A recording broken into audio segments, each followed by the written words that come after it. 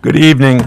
I'd like to call to order the City of Delray Beach Planning and Zoning Board meeting for October 18th, 2021. I have the time as 5:05 PM. Diane, would you please call the roll? Max Weinberg. Present. Here. Alan Zeller. Here. Julian Blankenship. Here. Rob Vaughn. Here. Joy Howell. Joy. Christina Morrison. Here. Chris Davy. Here. Thank you. All members are present. I would like to entertain a motion for approval of the agenda. So moved. If I can, Yes, I was just, Ms. Alvarez, thank you. please. Item 9A is noted on the agenda as being withdrawn by the applicant to not be considered by the board. So we did receive that in writing, but if you could officially, I guess, remove it from the agenda and amending the agenda in Absolutely. that way. Can I please get a motion to approve the agenda minus item 9A, which was withdrawn by the applicant? So moved. Thank you. Second. Moved by Ms. Morrison, second by Ms. Blankenship. And Diane, could you please call the roll? Max Weinberg. Yes. Alan Zeller. Yes. Julian Blankenship. Yes. Rob Long. Yes. Joy Howell. Yes. Christina Morrison. Yes. Chris Davy. Yes. There are no minutes to approve at this meeting, so what I would like to do is I will read at this time the quasi-judicial rules of the City of Delray Beach. This hearing shall be conducted in accordance with the City of Delray Beach quasi-judicial rules. The applicant and the city shall be permitted to present their case. The public shall be allowed to speak for 3 minutes each, or a maximum of 6 minutes if the person represents an organization or a group of people who are present but agree not to speak. The board members and staff and the applicant may be allowed to cross-examine a witness. The city or the applicant will be allowed to offer rebuttal testimony. The decision to approve or deny an application or appeal may not legally be made upon personal views as to whether a project is a good project or not, nor may a decision be based on the number of citizens who support or oppose a particular project. The law requires that all decisions must be made on the basis of whether the project meets the requirements of law, the comprehensive plan, and the land development regulations. With that being said, I would ask Ms. Miller, our board secretary, and every member in the audience, if you plan on speaking to the board this evening, since every item that is left is a quasi-judicial item, if you would please stand at this time and be sworn by our board secretary. Please raise your right hand. By the authority vested in me in the notary of the state of Florida, do you swear or affirm the testimony you're about to give is the truth, the whole truth, and nothing but the truth? Thank you very much. I would now, at this time, ask, we are on item number 6, if there are any members of the public here who wish to speak on an item that is not on the agenda. So if you wish to speak on an item or issue which is not on this evening's agenda, now is your time to come to the microphone to my left and your right to speak. Seeing no one wishing to speak, public comment is closed on this, and we can move on to item number 8A, the first real item on our agenda, which is Island Cove, and the presenter on that one will be Ms. Desari. Good evening. And the one thing I will just ask before we start the presentations, Ms. Desari, is staff will be making presentations to my left and your right. We would ask the applicant to please use the podium on the other end of the dais to my right side. Thank you, Ms. Desari.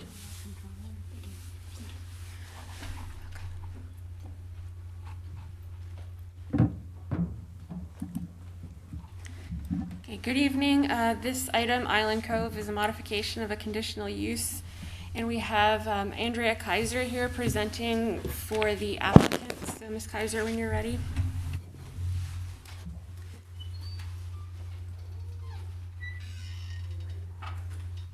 Thank you. Good evening, members of the Planning and Zoning Board, staff and residents, audience.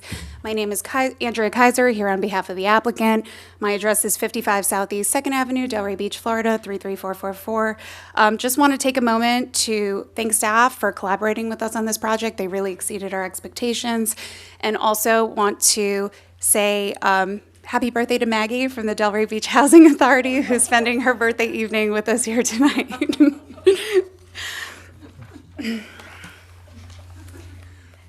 So moving on, I first want to introduce you to this team for the Island Cove project. It's a Delray Beach Housing Authority project in collaboration of Island Cove, and I want to tell you a little bit about Island Cove. Island Cove is owned and operated by principals of an advisory and development firm that previously worked at an affordable housing consulting firm and a major financial institution that was responsible for underwriting and financing affordable housing projects. Their sole mission is to provide support to nonprofit organizations and for-profit developers to plan to implement and to complete affordable housing projects. So combined, they have over 30 years of experiences, and the reason why I wanted to introduce them to you is because you really can't get a more sophisticated team than that, and hopefully that should give the city a level of confidence in the planning and execution of this particular affordable housing project that we're presenting tonight. In addition to myself, who's here to answer questions, I want to also introduce you to Darren Smith, the principal of Smith & Hensey. He's here to address any pointed questions on financing issues. We also have Dr. Jesse Seganar, who's a board member of the Delray Beach Housing Authority. He's here to answer pointed questions on the history and evolution of this project. And finally, we have Ms. Shirley Arazo, who is the president and CEO of the Delray Beach Housing Authority, and she can answer pointed questions on the Delray Beach Housing Authority, as well as the property management, which is the nonprofit arm of the Delray Beach Housing Authority. On the next slide is an aerial view of the development site. You can see the subject property is outlined in yellow. It is now called Island Cove, but previously it was known as Phase 3 of Village Square. And just north of the subject property, you'll see Village Square Phases 1 and 2. Island Cove is an assemblage of parcels located between Southwest 8th Street and Southwest 10th Street and Southwest 12th Avenue and Southwest 13th Avenue. Its acreage is approximately 3.07 acres. Its current use is vacant. Its future land use designation is transitional. It's in the medium density residential zoning district. It's also in the Carver Estates overlay, and this property has been platted as the Village Square at Delray Beach. So on your left is actually a picture of Island Cove back in 2008. And the first thought that came to mind when I pulled this picture up from the property appraiser's office is that it's really dirty. And there's a reason for that, because in 2008, the property was a deteriorated public housing development and condemned by the city after Hurricane Wilma. Village Square is what you see today on your right-hand side, is a result of a redevelopment plan between the Delray Beach Housing Authority and its partners. Phases 1 and 2 have been built and completed, as shown in the 2021 aerial view. And what I want you to note is that the project now is clean, vibrant, and has successfully revitalized this property. Now, Island Cove, which was formerly a part of Village Square, has long been associated with this project. And the redesign of this subject property has been going on for 10 years, but it was never constructed due to the cost of building while maintaining the affordability level, but also due to the unavailability of financing. So what you'll see in the chart on the screen is that city staff put together a nice snapshot of the property's history. And what I want you to take note from the 3 approvals that you see there, that the Delray Beach Housing Authority really made a good faith effort to produce for sale townhomes, but ultimately the project was not financially feasible. So in October of 2019, the Delray Beach Housing Authority held a public hearing and voted to approve a change from for sale to rentals. And we'll discuss later in the presentation why that was appropriate and timely. So in the medium residential zoning district, multifamily residential is an approved use. And the conditional use modification request before you is a bonus density request.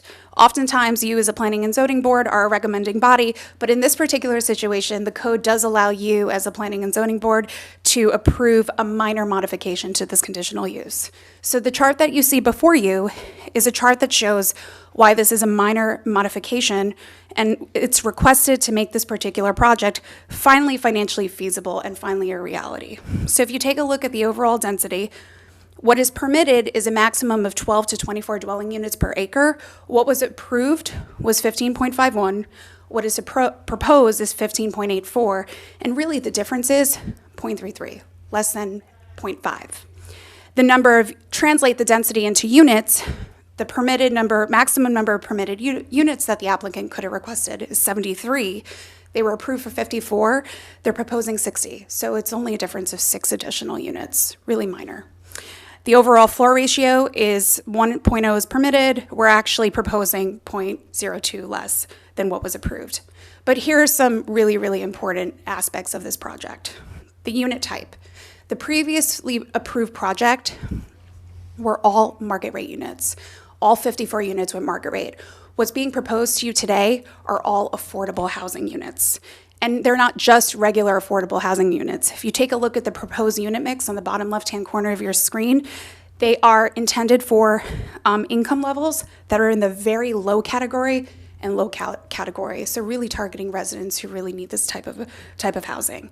And even better, this partnership has a Hometown Heroes program where there's a preference on 30% of the units at 70 and 80% AMI for local teachers, firefighters, EMTs, police officers, and nurses within the city of Delray Beach.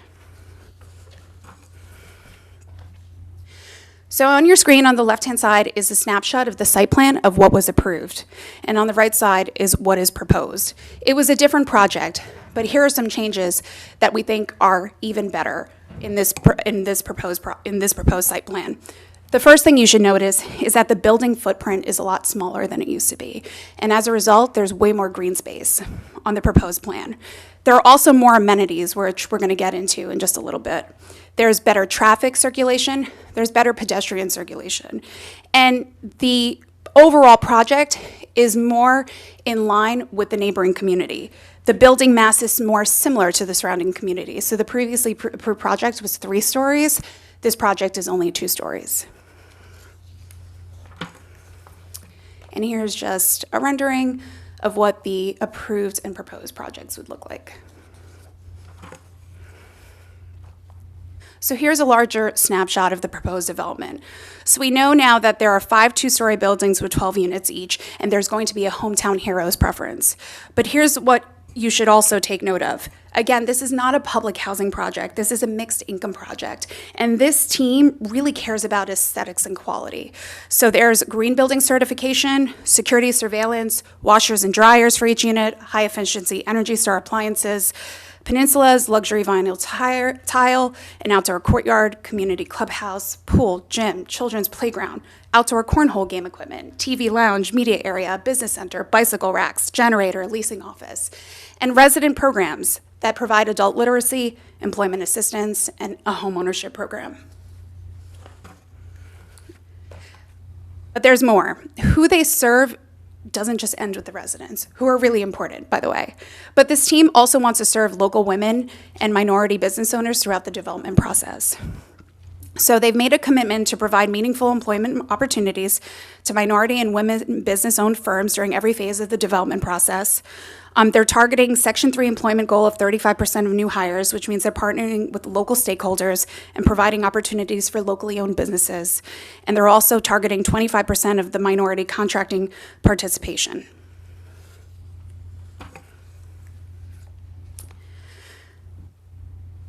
Here are the reasons why your approval today would be consistent with a comprehensive plan. The city's comprehensive plan envisions and anticipates the need for diverse housing types, including rentals that serve low and very low income levels. And this is a snapshot of 5 different areas of your city's comprehension plan that is consistent with that approval today. In your packet, we provided a justification analysis for the various required findings under the city code I'm happy to take any questions regarding how we've met those requirements, but I want to also briefly touch on the conditional use requirements because that's really important. The first requirement is that the conditional use may not have a significantly detrimental effect upon the stability of the neighborhood within which it'll be located. The approval of 6 more units is not going to have a significant detrimental effect. Multiple family residential developments are a permitted use in this zoning district and therefore inherently harmonious in this zoning district. Moreover, the proposed density change is so nominal, there really isn't a significant effect. In fact, it's beneficial because it's going to finally make this project a reality because it's finally financially feasible. We've been talking throughout the presentation, all the other beneficial effects, and we're going to discuss more about the demand for affordable rental housing. But secondly, the conditional use cannot hinder the development or redevelopment of nearby properties.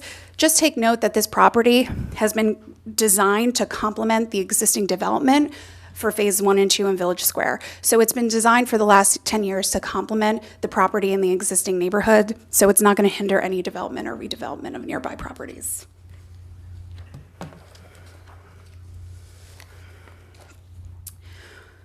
So the most feedback that we receive from the community is the conversion from the for sale to the rental. So I kind of want to close out my presentation on this issue. There are 5 reasons why this change was appropriate and timely. First, there's a need and demand for affordable rental housing types. The need and demand was already existing, but the increase in housing prices and the pandemic has really exacerbated the demand. So according to a Palm Beach County housing study, renter households are the most vulnerable due to extended job loss, existing low household incomes, and excessive cost burden levels. Absent aggressive policy and program intervention, Palm Beach County is likely to see increasing levels of evictions and homelessness. But take a look at the Delray Beach Housing Authority waiting list. There's 2,273 applications for rental assistance. With your approval tonight, we'll be able to serve 60 of those. The multifamily rental vacancy rates in Delray Beach are the lowest in Palm Beach County, and 55% of all renters in Delray Beach spend more than 30% and are considered cost burden renters under HUD. And I kind of want to share a quote with you because it really speaks to the need to shift the priorities to assist renters. This is from Ken Johnson. He's the Associate Dean of Graduate Programs and Professor of Finance in the College of Business at FAU. And in a Palm Beach Post article dated September 2nd, 2021, entitled "The Rent's Too High, Why Apartments Are So Costly in Palm Beach," he says, "People who could buy a house would be better off renting for a while. Residents should take the money they would spend towards a home taxes, insurance, and maintenance and reinvest it into stocks and bonds that could grow a little wealth while residents wait for housing prices to settle." The second reason why the change was appropriate and timely is viability. We know that residential development, particularly affordable housing, hasn't kept up the pace with demand. So due to the rising house prices, the amounts of subsidy required to make for sale units was not feasible. The Delray Beach Housing Authority was unable to leverage financing for the past 10 years. And also, we have an opportunity that we're taking advantage of that we would miss without this change. And that is there's been $15 million in procurement of government funding, loans, and tax credits that are only available for these rental units. So without your approval today, we would really miss on that opportunity. The third reason is the comprehensive plan. You can saw from the previous slide that we need both types of housing, and owner-occupied properties are still outpacing the renter-occupied properties, so there's no saturation of the market. Fourth, the city lands development regulations. They allow the applicant to provide either type of housing, and tonight you're just considering whether there's a justification for approving the requested additional density of 6 units. And finally, if you take a look on the right-hand side of your screen, these are the average monthly rents in Delray Beach for a 1-bedroom, a 2-bedroom, and 3-bedroom.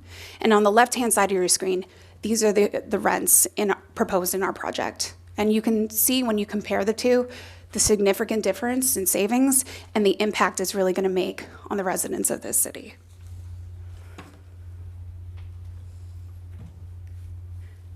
That concludes my presentation. I'd like to reserve time for rebuttal, and I'm available for any questions. Thank you very much. Ms. Dassery?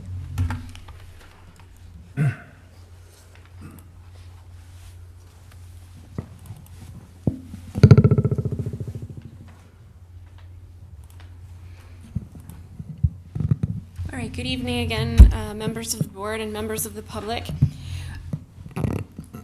So we're entering into the record, file number 2021-259. This is again regarding Island Cove's conditional use modification.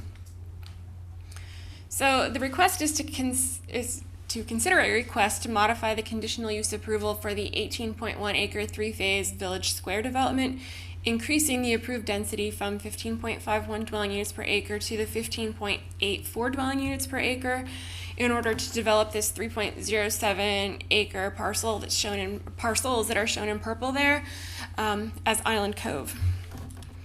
So this map here shows the configuration of the entire area under consideration. The area in red is the phase 3 portion that is being proposed as Island Cove, and the blue portion is phases 1 and 2 that are already developed. It's generally north of Southwest 10th Street, east of I-95, and west of Delray Beach Memorial Gardens. The parcels in question for this phase 3 are between Southwest 12th and Southwest 13th Avenues. The land use is transitional and the zoning is medium density. There's 228 apartment units on phases 1 and 2. And this is the proposed site plan that is proposed to develop this property as the 60 apartment units. And to quickly give the history of the approvals for this, the conditional use approval, actually I'm going to go back a slide here. So again, the proposal tonight is, or the request tonight is not to approve the site plan, but the site plan is relevant because some of the considerations for an increase in density are related to site layout. So just to keep this in mind as we're reviewing the criteria is important. So again, in 2011, the conditional use approval for the entire project, all 3 phases of Village Square, was for 13.91 dwelling units per acre. Again, pursuant to the workforce housing regulations that in this area allow an increase in density with the inclusion of affordable housing. The site plan in 2012 was approved for 252 dwelling units. At that point, it was for 14 single-family home units and duplex, or 11 single-family homes and 14 3-bedroom duplexes. And then in 2019, the modification of conditional use was approved to increase the density for all 3 phases to the 15.51 dwelling units. There's a current valid site plan for the 54 townhomes and the adopted plat for that configuration. So for required findings for development applications, we have to look at the consistency of the land use map and the zoning, concurrency, consistency with the comprehensive plan, and compliance with the land development regulations. So again, this is the land use map and the zoning map for the property. As you can see, some of the surrounding land use doesn't permit residential, but then others have the similar density, the 5 to 12 dwelling units per acre with a max of 24. So the land use establishes the density, but then the zoning, the implementing zoning, is what controls how much is allowed in which location within that land use category.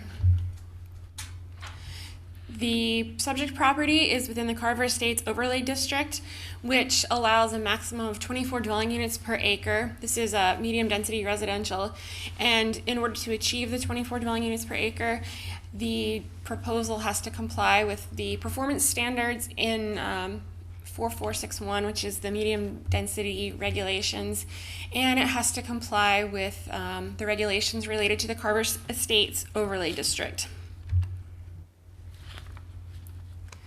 Yeah, this is a review of the density bonus program for the Carver Estates Overlay District. The bonuses are granted based on the income level of the units provided and based on the ownership structure, home size, etc. So as you can see from this chart here in the bottom right corner, 42 are proposed at the very low income level, which is the under 60% of the area median income, and 18 are proposed at the low income level, and then the different 2 and 3 bedroom units are distributed through each of the income categories.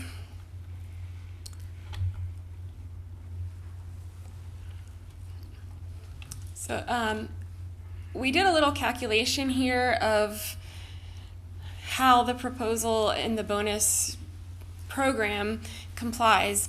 So as you can see, if we were to calculate strictly on the 4 bonus units per workforce units, they could have a total of 168 bonus units at the very low income level, and then they could have as many as 54 units at the low income level. So when you add together the base units for the density plus the total bonus units, the maximum based on this bonus structure is 258 dwelling units, which obviously far exceeds the max build out of 73 dwelling units allowed by this land use designation. But I think it illustrates how the particular bonus structure for this was designed for more of a market rate product that was just looking for the use of the workforce units to increase the density. But by providing it entirely in workforce, I believe it certainly exceeds the intent of the regulation. In transitional land use, you have to calculate both the floor area ratio and the density, and as you can see here, the project complies with a max floor area ratio of 1.0. It calculates to 0.38 FAR, and the 15.84 dwelling units is proposed. Development applications are subject to concurrency. Water and sewer is available with the site. There's actually less solid waste generated and less traffic generated by 60 apartment units than 54 townhome units that are currently approved for it. The park impact fee is $500 per dwelling unit, and then the TPS approval letter has been received from Palm Beach County based on the project. And to review a few policies related to the consistency with the comprehensive plan, as you can see, one of our goals is to address housing needs for all income levels and to use increases in density to promote the development of workforce housing. And it also calls for utilizing funds from federal, state, and local housing programs. So with this proposal that uses federal or state funding to achieve affordability, that certainly complies with the comprehensive plan. And this chart here again shows the population growth that's expected within the city of Delray Beach. It's a little small for me to read here with my eyesight, but by 2035 we're looking, or 2035 we're looking at a population of 70,000, and our latest numbers that are going to be shortly adopted show that same projected growth pattern. So within Delray, the median single-family sales price was $623,035 in 2017, and 42% of renters in 2016 were paying more than the 30% of their income in rent, which is considered cost burden. So the proposal helps the city achieve some of these comprehensive plan goals.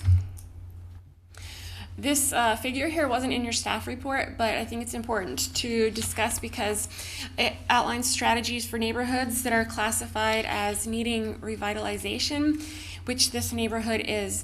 So it discusses the importance of focusing housing rehabilitation efforts where there's deterioration, and so this project would certainly do that. And again, our neighborhoods, district, and corridors element, again, talks about the different, density and intensity for this land use designation. And it talks about using these infill lots to provide affordable housing and a complementary mix of land uses that meet the daily needs of residents. And just to refer you again to the land use map here, again, this 24 dwelling units per acre maximum in transitional is compatible with the surrounding land use designations, and the zoning allows it to reach those levels. To approve a conditional use, there's required findings that it won't have a detrimental effect upon the neighborhood stability or hinder the development of nearby properties. So going back to this map, the uses to the west of the property are industrial, and it's single family to the east, but immediately to the east of it is transitional land use with some multifamily in it. So this and this chart here lists that it's surrounded by a combination of single and multifamily and warehousing and distribution. So this provides some significant housing development for a vacant property. I did want to discuss, when we were evaluating the application, we discussed with the applicant whether or not we should treat this as a conditional use or conditional use modification, and ultimately staff decided, because of the small increase in the number of units requested, the 6 units, that this was more appropriate as a conditional use modification.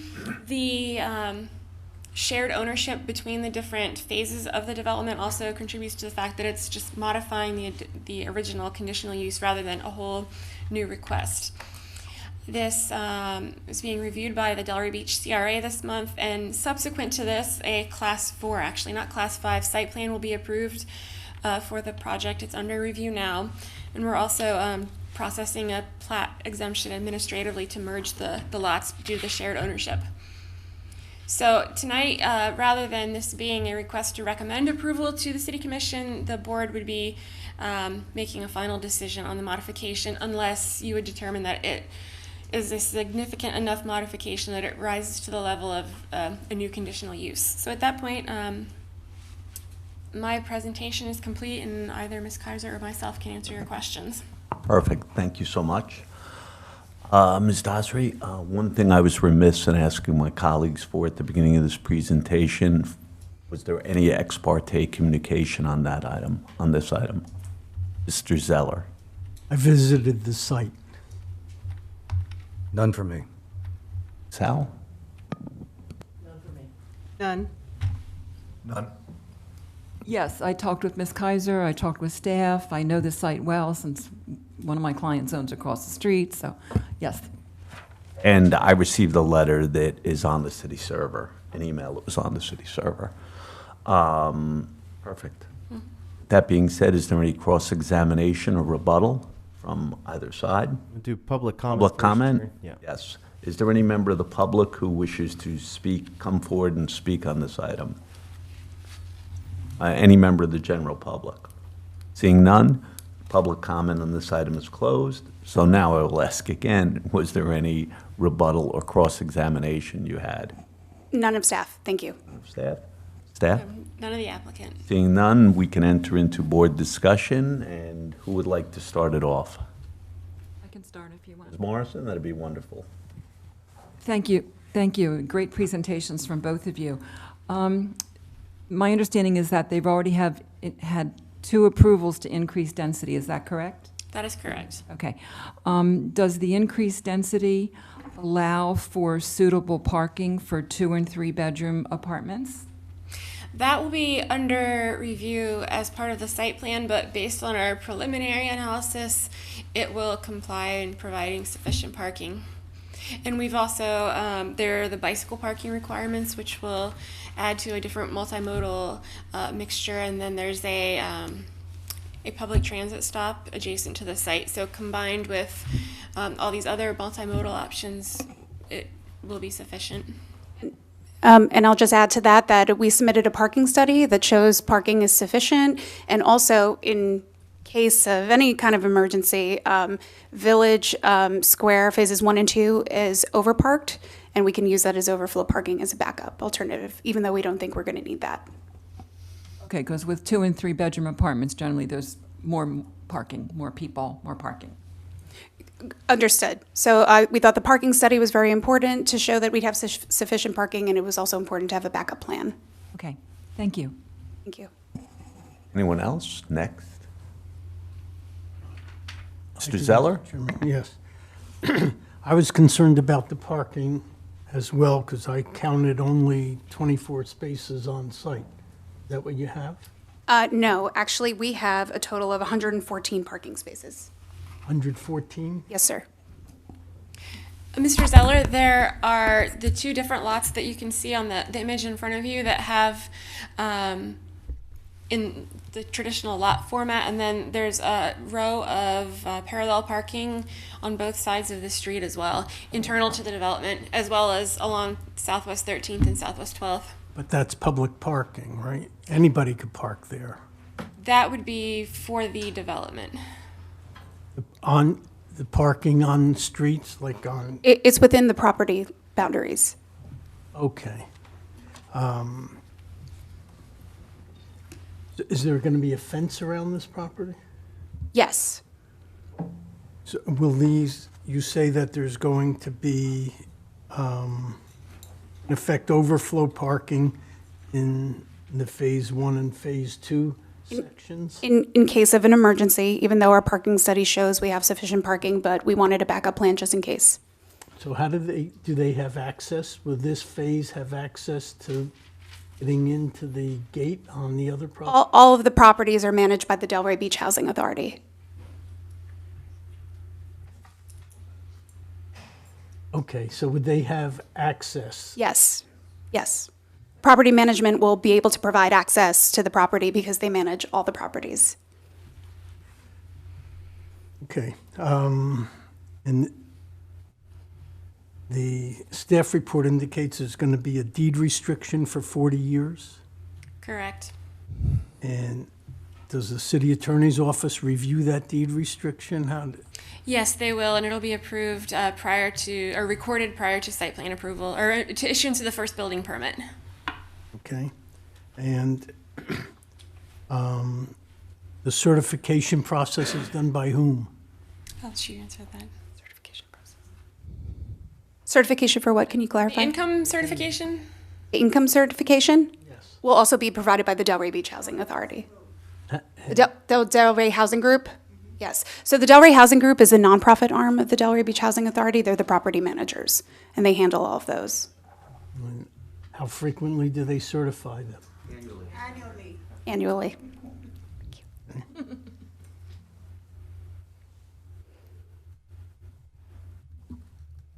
Okay, thank you. Thank you, Mr. Zeller. Ms. Blankenship? Thank you. I remember when this came before this board several years ago, and there was a lot of discussion about the parking as the site plan was presented to us at that time. Although I know the site plan is different, I still see the parallel parking spots that both of my colleagues mentioned on the Southwest 13th and Southwest 12th Avenue. And those are not public parking. No, they're not. In the parking tabulation, it says there are 48 off-site parallel spots. Where are those? They're off-site. Those would be, I don't want to steer you the wrong way. We're just jumping into the site plan review now, but those would be the off-site ones, I think, Ms. Kaiser. Those are considered the off-site parking. So they're not integral to the site if they're off-site. Does that make sense? So there would be, those are public spots. So anybody can park there. It doesn't have to be a resident. Are you able to, okay.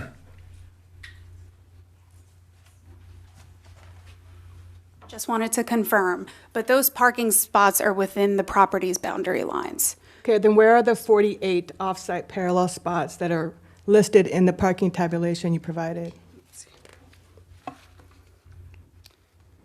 Are those in the staff, are you looking at those in the staff report? No, actually, it's on the packet, REG Architects provided a parking schematic, and there is a table with tabulation. It equals 114 spots, but 48 of those spots are listed as off-site parallel spots. Based on my quick would be calculation of it, it looks like those are the ones along Southwest 13th and 12th Avenue. There is, a lot of the surrounding businesses have been using that for their parking, but I know code enforcement has tried to crack down on the use of those. I understand, but my question is, if they're listed as off-site, are those public access parking spots Yes, owned by the city of Delray Beach? That's very confusing.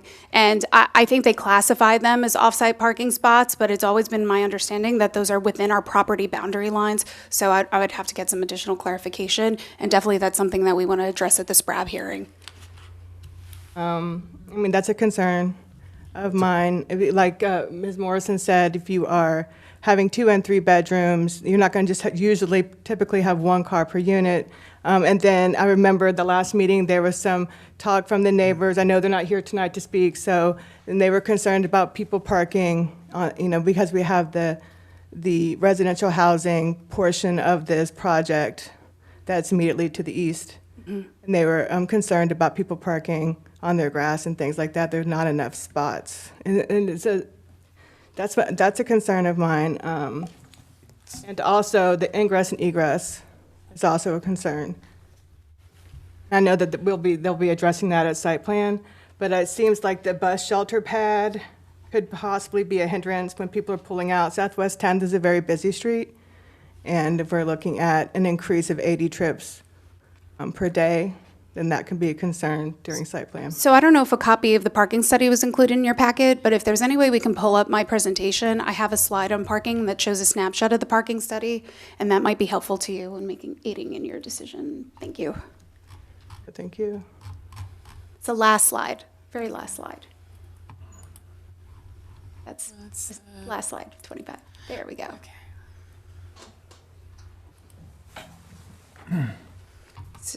So I'm not a traffic engineer, but this was the conclusion part of the parking study that was provided, and it shows you the provided parking rate, what the ITE parking rate is, and what the numbers would be. And also, they did observations at both local sites and at a Dallas site to see what the actual parking counts were, and to determine that the parking counts through the observation and through the calculations were still less than what we were providing. No, I understand. I was referencing the 80 new trips that are also listed in the parking study as a result of this project. And just wanted to make sure that we have a appropriate ingress and egress, just to note on the record for when it goes to site plan. Sure. That's It's all I a have. pretty important point, and like I said, we wanted to, in the case of an emergency, have a backup plan and have overflow parking in site 1 and 2. Well, then we have people crossing the street, so then it becomes a public safety concern of mine. So, anyway, thank But you. thank you. I appreciate your time. Thank you.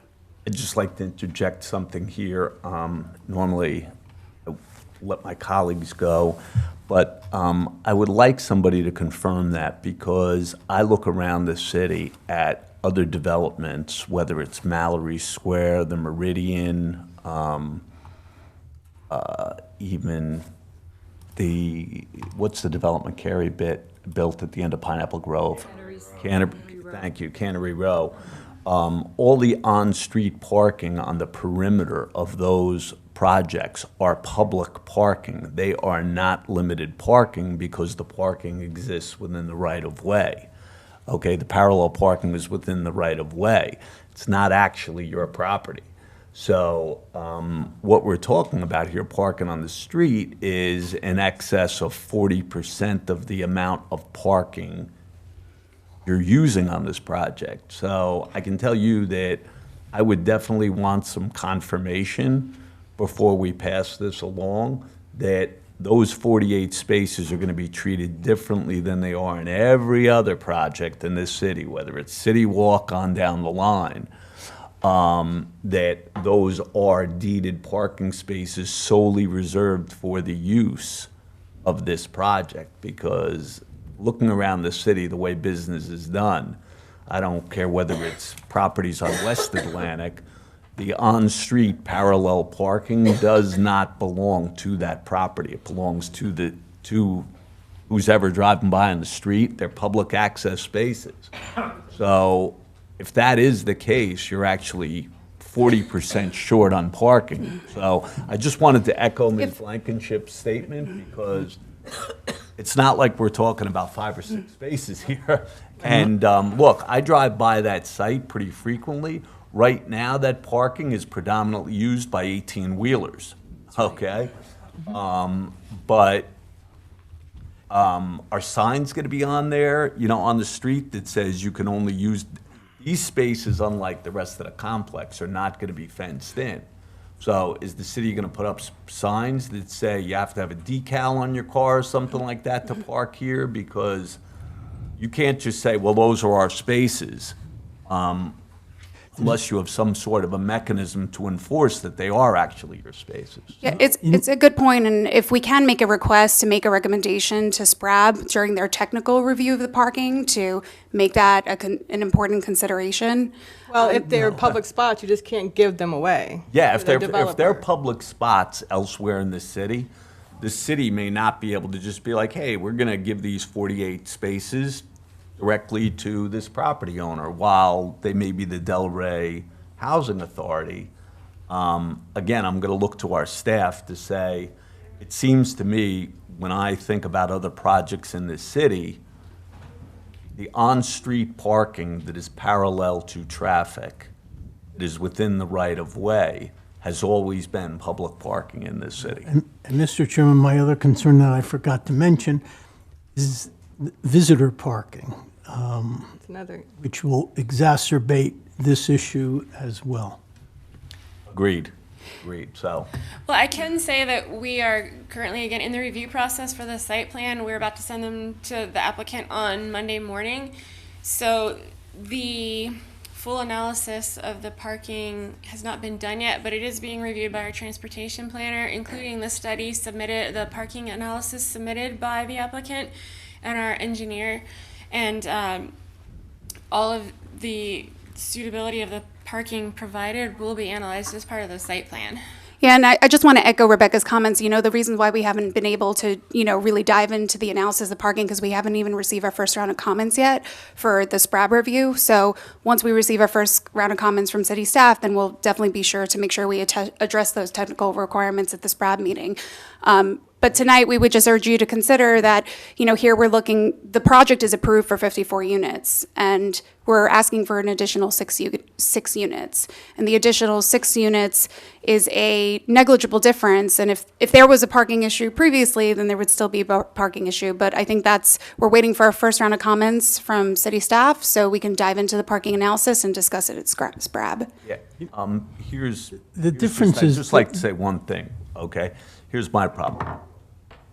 Speaking bluntly, the increase in density is nominal, okay? The difference in the structures, the difference in the ownership, those are all items of concern, okay? I'm going to defer to my colleagues on the board. I'm usually not a person who believes in kicking the can down the road and leaving it to somebody else to solve a problem that we should have cleaned up here, okay? So that being said, I'm going to look to my colleagues on the board on how they want to handle this. I don't think the density is a significant issue, okay? But the layout of the complex and the parking situation, I'll put it to this way. If the on-street parking is public parking, Don't include it. you would have an extreme difficulty in getting my support of this item. not only Okay. that, and Mr. that, Chairman? you keep saying 54 feet, but I'm concerned about, and that was the previous site plan that was approved, which were townhomes and people were parking on their driveways. And I Right. also I believe there was I can remember, and I'm pretty sure during that presentation, it was that those parking spots were public. But anyway, that's all I have to say. Please, agree excuse me, exactly. Mr. Weinberg? and then Yes. Mr. Zeller, excuse me. I do have a question. Can we go back to the slide that shows the, I guess it's the main thoroughfare of the project? I want to make sure that I'm thinking of public parking in the same way as Ms. Blankenship and our chairman. So I see parallel parking spaces on either side of what looks like a straightaway. Correct. Am I right? So where it says Southwest 13th and Southwest 12th Avenue, those parking spaces you see are adjacent to the road. Right. That- So on the outside, on the top and the bottom, that's The perimeter of the property. the perimeter of the property, that's public parking. That's public County, it streets. is their parking. So that really can't be considered as part of this project because it's a public street. Anybody can park there. It's If you always take that away, those perimeter spaces, do you have enough parking for all the potential residents of these units? Not even No, close. not even close. Not even close, you say? Well, that is an issue on an otherwise, I believe, well-thought-out, needed public-private enterprise, but you need parking. People have cars, you need parking. It's that simple. So I agree with that assessment. I mean, that's an issue. I also agree that the density the additional 6 units is not significant. We are striving to provide an increased amount of affordable housing. Are sections 1 and 2 rentals or fee simple? Rentals. So the entire complex is rentals? Again, I'll reiterate, like I said, we haven't been able to dive into parking because we haven't gotten our first round of comments back, but it was always my understanding that these parking spaces are within the boundaries of the property line. So whatever's within the boundaries of the property line and how we design them should be parking reserved for the property. I can tell you, let me put this to you. In my experience in planning in 3 different states and sitting here, if you were to make that new road that bisects the middle of the property from north to south, if that road was to become a deeded road, those spaces would then become public parking spaces. So that Because actually is they're on a already deeded platted. road. Now, what I'm saying is that the properties, if you keep that a private road, you could even fence it off, gate it off. Spaces that are internal to the site typically would be private parking.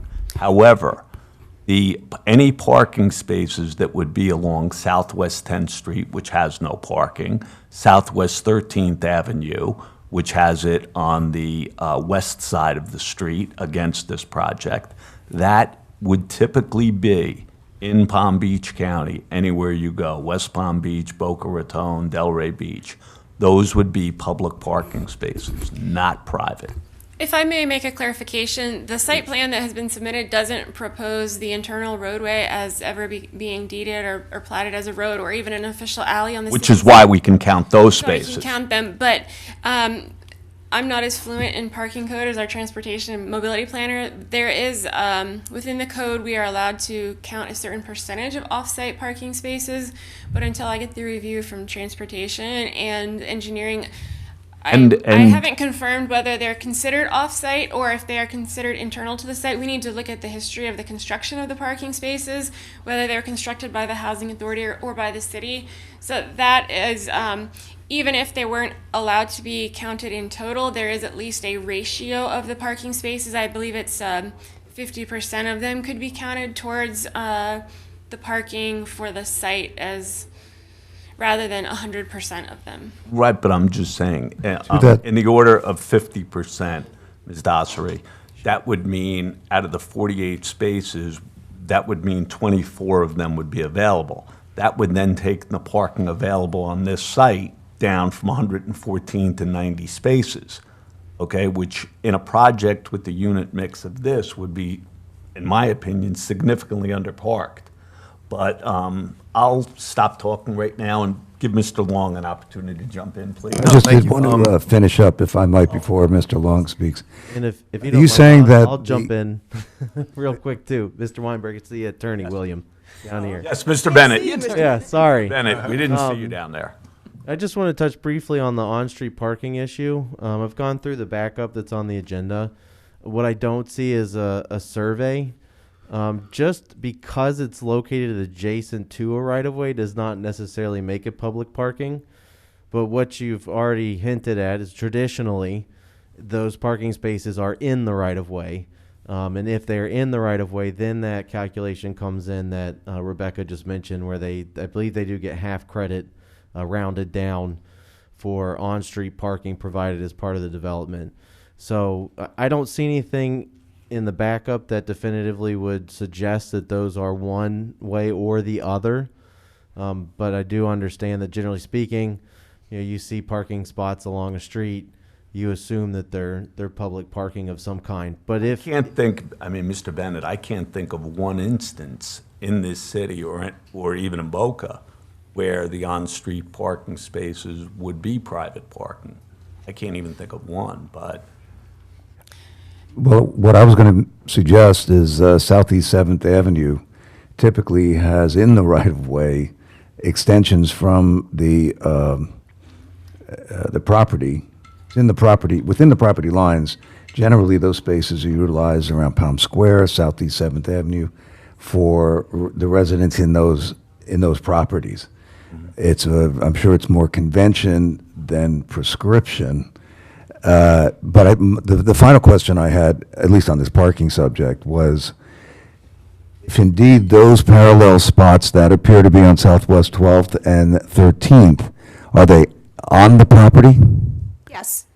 So there's a utility right-of-way where those parking spaces are, or are they beyond the utility right-of-way? The way that the property has to be designed is that it can't be in conflict with any utilities. And again, that's a technical requirement that's reviewed under SPRAB, and we have yet to see any comments from them that would suggest that there's any kind of conflict, but obviously the way we design it, it would be to avoid conflicts. So you might have to shrink everything down a little bit, because, Only if there's a conflict, but it's our understanding there are no conflicts at this time. right. Was any consideration given to signage that indicates that these are private spaces? Sure. And also some sort of parking system, like decals can be used. There's a lot of systems and a lot of techniques for ensuring that these parking spaces are reserved for the residents. That's what I was wondering. Okay, on that subject, I don't have any further questions. I had a few others, though, but not on Chair- parking. Chair, if you don't mind, I'm going to jump in just one more Please, thing. Mr. You guys Bennett. conversation's going very well, but I want to, maybe just as a reminder, like when we look at a rezoning, and we see a nice picture of what the applicant wishes the project to look like, we understand that the approval of that rezoning does not mean that that will be the project. Correct. And so I think the board is adequately raising concerns about the density and available parking as a concept of that amount of density on this particular plot. But certain things will certainly be within site plan review and appearance board, such as signage and making sure that those things are right. But just kind of a reminder to keep it as a conceptual conversation more than this specific site plan. Right, well, that's one of the reasons we want to make sure what the parking count is that's coming before us. And I think the true parking count that we should be discussing here this evening is possibly 90 parking spaces available, as far as city code is concerned. If I may make another clarification, Sure. the Ms. parking Dosser. study, yes, the parking study that Ms. Kaiser presented on the other slide, we do allow in our code applicants to present a parking study that would give a justification for why they think that any reduction, and from their slide, if you can see, there's they've come up with a wide range of parking spaces that they think could be suitable, and again, our transportation planner is looking at it, and our engineer. Off the top of my head, I don't recall any comment pertaining to the sufficiency of the parking, but again, the comments will be going to the applicant on Monday. But the applicants are allowed to provide the study as they've done as part of the code. Here's what I would suggest. Mr. Long, let me let you go first. You have an. Appreciate it, yeah. Please, excuse me. It's okay. I digress. No worries. So this is a question for staff. So we're approving this tonight. We're not just making a recommendation, correct? Meaning if we voted against it, this project stops. It does not continue through the process. It doesn't go to SPRAB, or would it still go? Or- It wouldn't be, the site plan is contingent upon the density. We'd have to ask the applicant if their project timeline, based on the funding deadlines and construction, closings, et cetera, would make a continuance to the November meeting possible. But if you decided to continue it, that would be the only option, to not stop it this evening and return it back to a full conditional use that would have to come back to you and then for commission approval.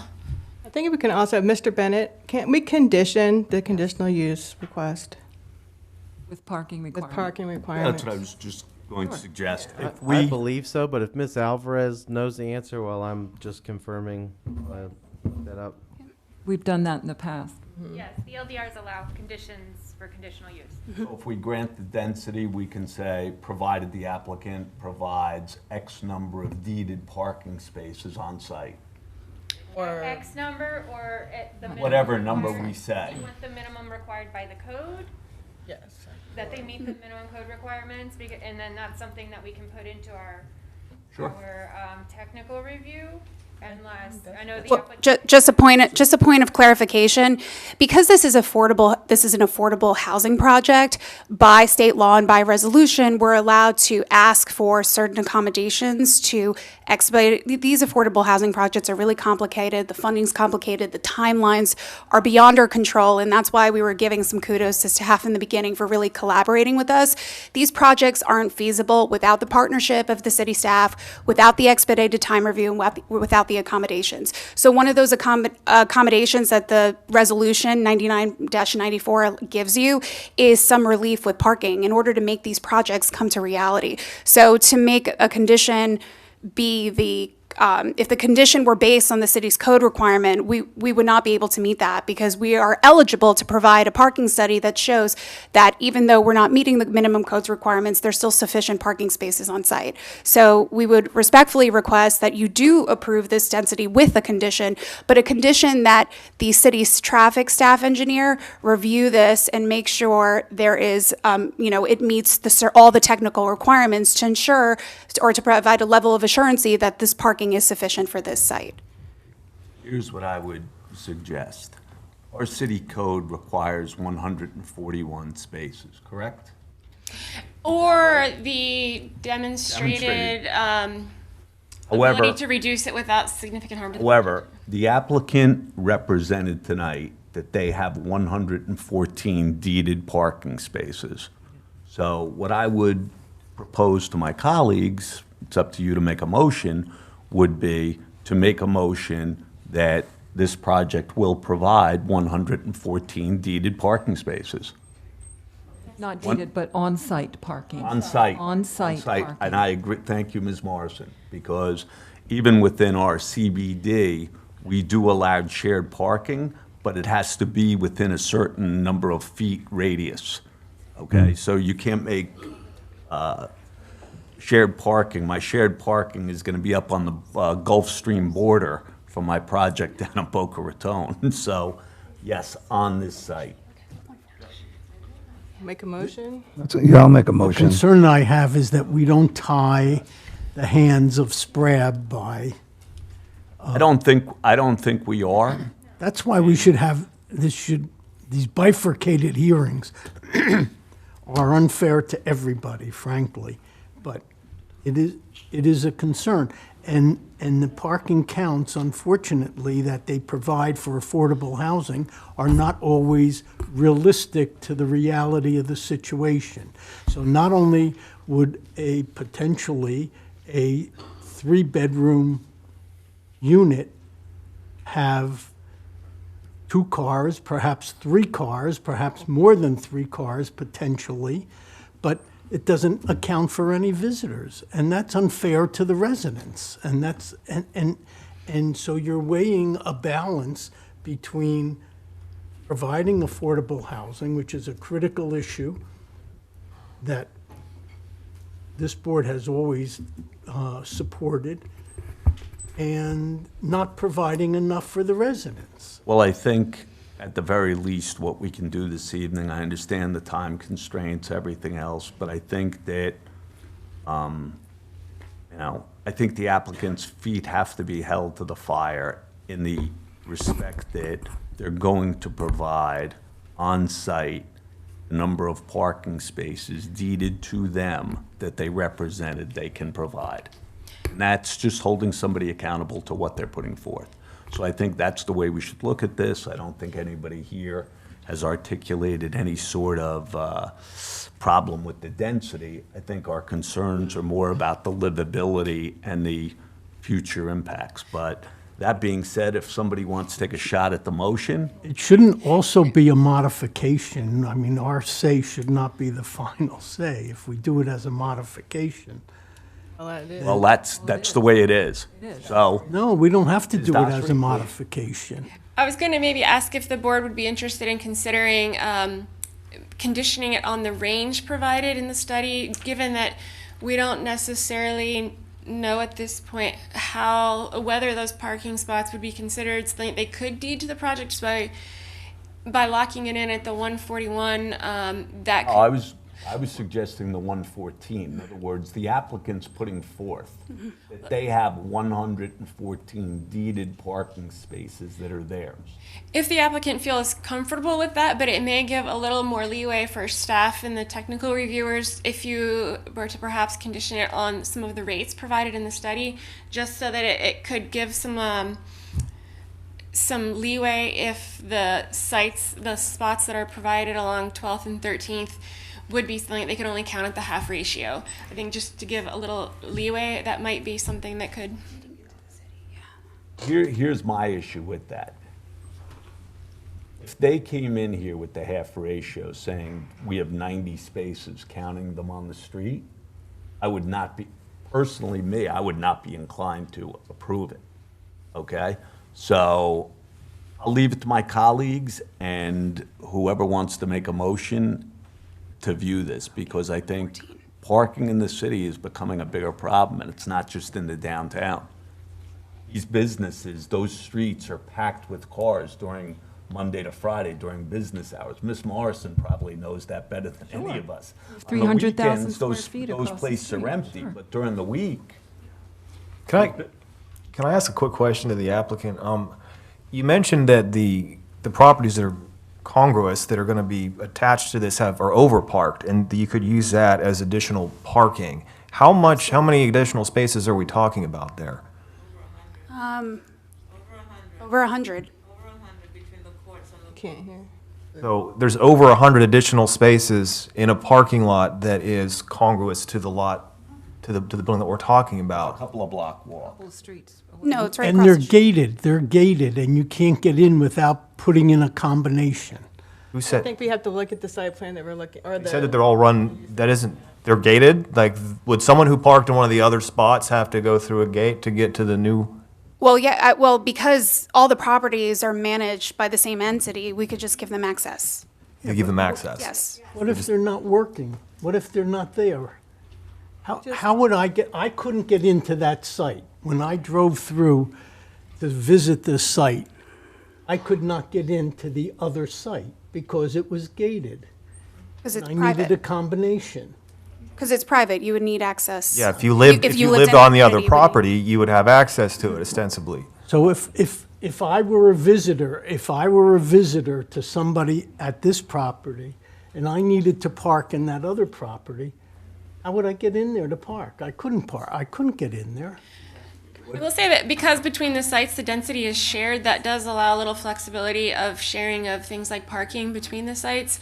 That may be a consideration for this. And we are, with the site plan, our comments that we have prepared already request some pedestrian crossings between them. There's a speed hump that is going to be improved to help the traffic slow down even more, but we're also requesting pedestrian crossings so that if people are moving back and forth between them, it would be more of a, or less of a safety hazard. Not to mention. Would you like to, Yeah, would you like someone to walk you through how the access No. would be? Excuse me, no. Okay.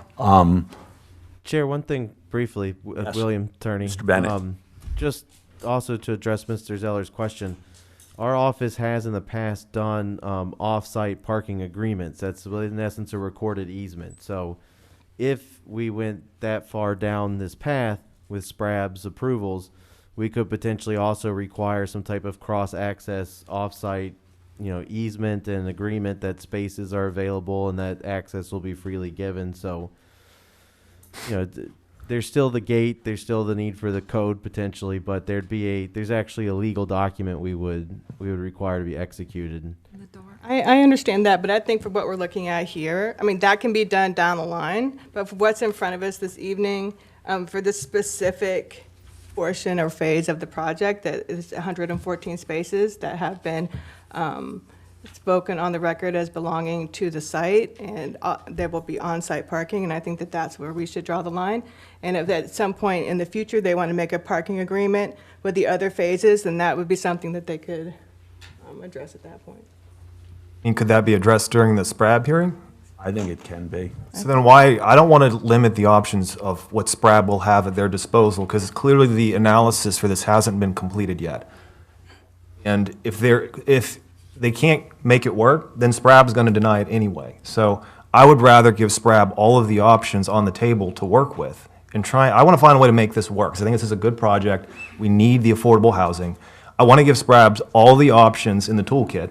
I would go back to the staff. And what was your recommendation about language in this, and the condition for the conditional use? Oh, perhaps conditioning with your parking rather than saying that 114 must be required, referring it to the traffic study for one of the within the range provided in the traffic study.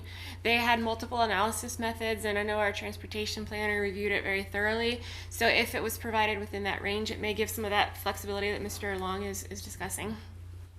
Make a motion, Chair? So you're saying it's a minimum of 114? If we relied on the study, their local study said only 78 parking spaces was necessary based on some analysis they did of similar type multifamily projects. And then the parking that this currently submitted site plan proposes is 114, so perhaps a range between 78 and 114 would be provided for the site. That may be allowing some of that flexibility. I mean, if you look at 114 spaces, they're putting in 60 units. That's less than 2 parking spaces per unit, For 2 and including guest 3-bedroom parking. units. Including guest parking. I mean, I think at 114, it's grossly underparked. Right. Okay, I mean, at 114, it's grossly underparked. But, you know, I'll put it to you this way. We wouldn't approve, I don't believe, if one of the large developers in this city came in and said, I want to build 60 units, and they were market, I don't think we'd be looking at just 114 units, 114 parking spaces, including guests. So, again, I'll leave it to my colleagues to make the motion. If this was just I'd a like to say for the- recommendation, I would agree, but I don't want to hold up the process and keep them from going to SPRAB after they've had a chance to do the full analysis and get confirmed answers to all the questions that we're asking. If this was just a recommendation, I would agree, but I would like them to go to SPRAB and have all the options available to them after they've had a chance to confirm some of the questions that we're asking. Mr. Weinberg? Does that mean as opposed to it being a modification? Is that what you're suggesting? Correct. What, to make them go back and bring a full new conditional use before the board? They have to go through the conditional use process as anybody else would, as opposed I'm not suggesting that we calling make this a- them do that, no. I'm saying I would agree with Mr. Davies' assertion if this did have to go to commission. If we were only making a recommendation right now that was going to go to commission. The Yeah, only way to do that would be to. But I don't want to do that. I'm not suggesting that we do that. That would greatly impact our timeline. Yeah, and I don't want to do that. I want this to be able to move forward so you can finish doing your analysis and have SPRAB take a look at the parking with all of the information. Then make a decision based on that. I think it's premature and presumptuous for us to make a decision with limited information. Because what we should be looking at is the density. We've all agreed that the density increase is nominal. And I think based on that, we should allow it to move forward and let SPRAB make the decision when you have all of the information. I'd like to say should for the record condition that it. I do agree with that assessment, that it's a good project, and our mandate tonight is to consider the density. And Mr. Long is correct that why stop the progress if SPRAB is ultimately going to rule on that parking?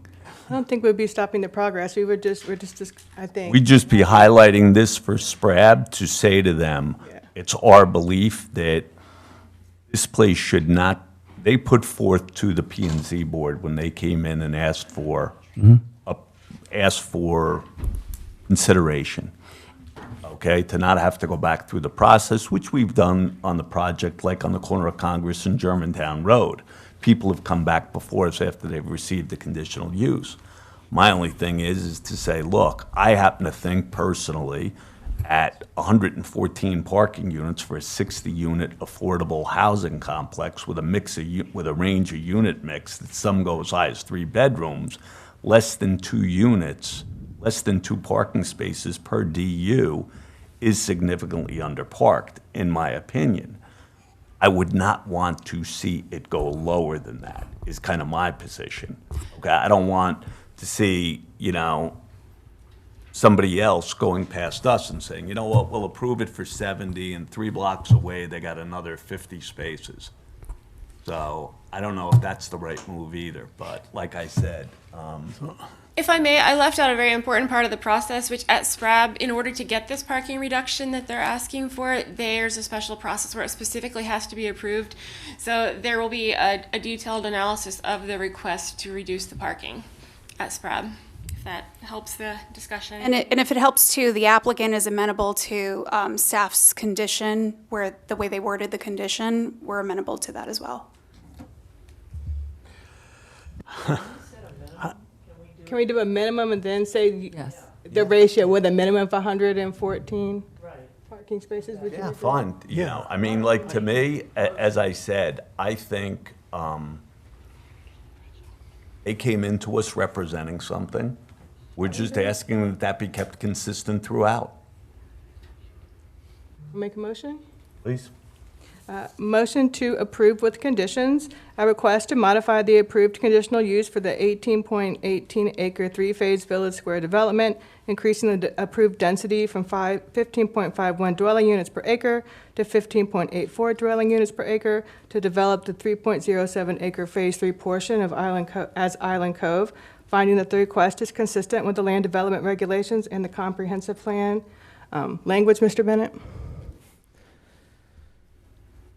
You're looking to just to provide a minimum on-site parking spaces of X, just whatever that number is that you discussed. I would not recommend doing a range.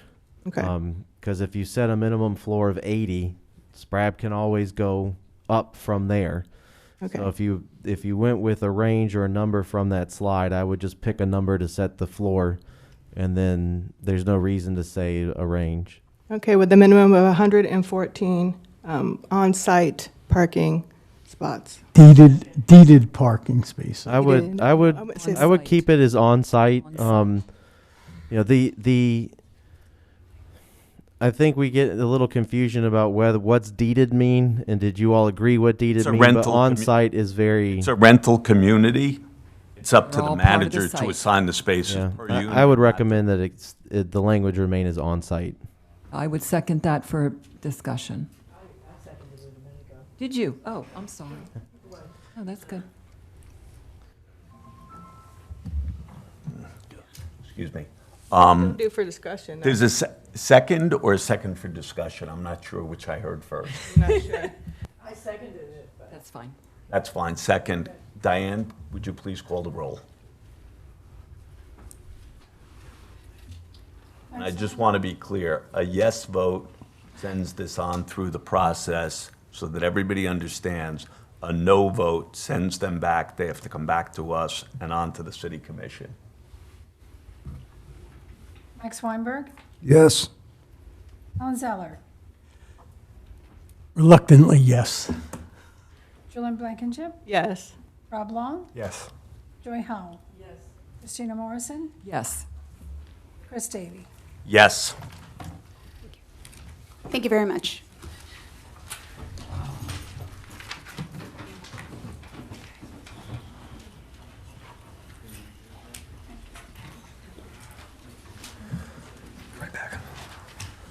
Mr. Dutko, thank you. You've moved into position fast.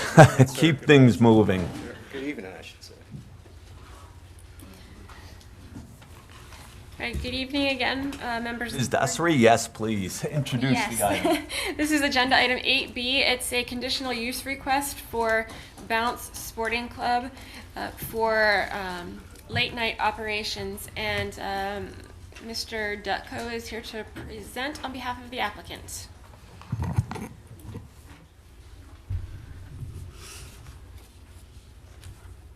Do you want to do this ex parte, Mr. Chairman? Yes, please. Thank you. While Mr. Dutko is adjusting himself, Mr. Zeller, I'll ask my colleagues, does anybody have any ex parte communication to disclose on this item, number 8B, Bounce Sporting Club?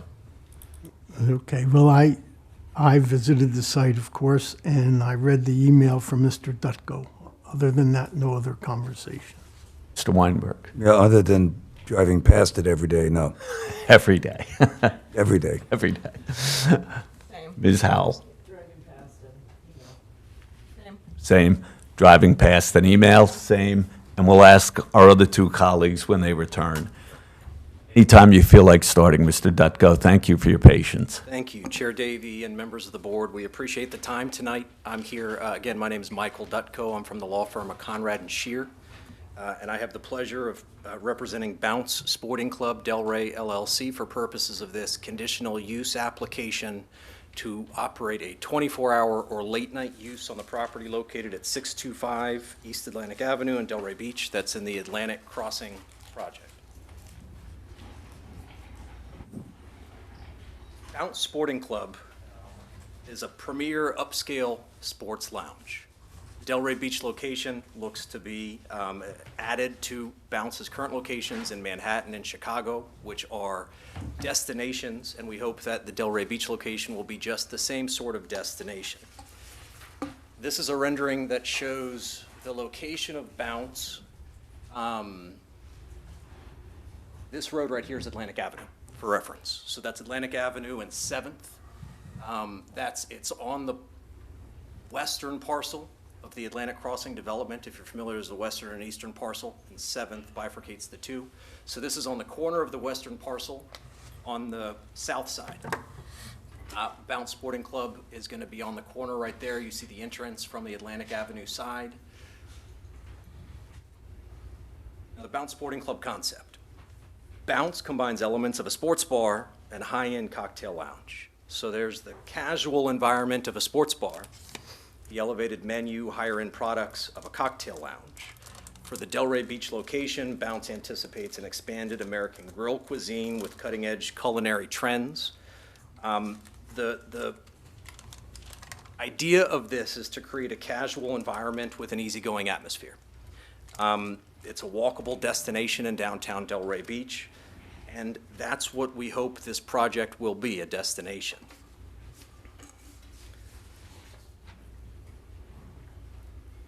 You can see here in the figure on the left is an enlarged site plan.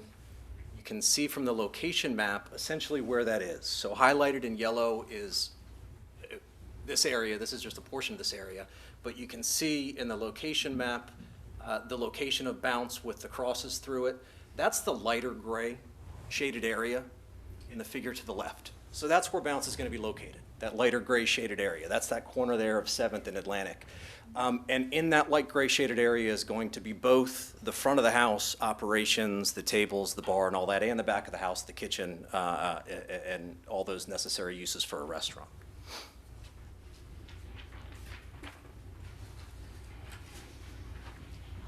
We are here to ask for your approval for us to conduct a late night use. A restaurant use is already permitted on the project. A restaurant use was approved through the site plan approval that Atlantic Crossing got in this particular space. Restaurant uses are permitted in the Central Business District zoning district as of right, and they're permitted to operate as of right until midnight. If you are any 24-hour or late-night business located or proposed to be located within a 300-foot straight-line route from any residentially zoned property shall obtain a conditional use permit. So that's why we're here. Most restaurants or bars on Atlantic Avenue are not within a 300-foot straight-line route from any residentially zoned property, so they're able to stay open during late-night hours without this board's approval. Because of the unique configuration of Bounce itself, staff has determined that this application is necessary. Now, you'll see the circle around this one. So those are two parcels of Atlantic Crossing. This is just the western parcel that's highlighted in with the black outline. The circle around that is 300 feet from the entire perimeter of that parcel. So not 300 feet from where the use is going to be located. Actually, the use is going to be located about 600 feet from the residential zoning to the north. That's 300 feet from the entirety of the boundary of the project. So that's why we're here tonight. In order to approve a late night use under Land Development Regulation Section 4.4.3 VV subsection C, there are 3 required findings that would have to be made. The First is that the use will be consistent with the Housing Element Policy 1.1.12 of the Comprehensive Plan. The second is that the submitted security plan adequately protects the safety of patrons, employees, and nearby restaurants, or residents, I'm sorry. And the third is that buffering minimizes noise impacts on surrounding uses and is a visual buffer from surrounding uses. And it says here residences, but that's a typo on my part. It shouldn't be. It's residential property. So it's not residences, it's residentially zoned property. We'll go to the first of those three considerations. The late night use at Bounce will be consistent with Housing Policy HOU 1.1.12. This is that policy. Require that proposals for new development illustrate compatibility with adjacent neighborhoods with respect to noise, odors, dust, traffic volumes, and circulation patterns in terms of their potential to negatively impact the safety, habitability, and stability of residential areas. If it is determined that a proposed development will result in a degradation to any neighborhood, the project shall be modified accordingly or denied. Frankly, this is an issue for approval of the site plan itself, which has been approved. So this was a consideration for all of the many boards, which I'm sure this board's aware, that have looked at the Atlantic Crossing site plan and ultimately approved it. This is an issue for the new development itself. We're not asking to make a new development. We're asking to stay open for 2 extra hours. So I think staff's report concurs that this element has been met. So this first prong has been met by virtue of the approval of the site plan itself. The city determined that there was adequate compatibility regarding noise, odors, dust, traffic volumes, and circulation patterns. The considerations that went into that by the City Commission when they gave their ultimate approval on that had no time frame limitations associated with it. So the fact that we're talking about 2 extra hours really doesn't change that analysis at all. That entire analysis was for this project as a whole, and as a whole, this project was determined to meet this comprehensive plan provision. The second issue, the second finding that this board would have to make is that Bounce's is regarding the security plan. And the submitted security plan, which is a part of your backup and is very detailed, contains measures to adequate to reasonably protect the safety of patrons, employees, and nearby residents. Just some highlights on that security plan. We'll have interior and exterior security cameras and lighting with motion sensor lighting after hours.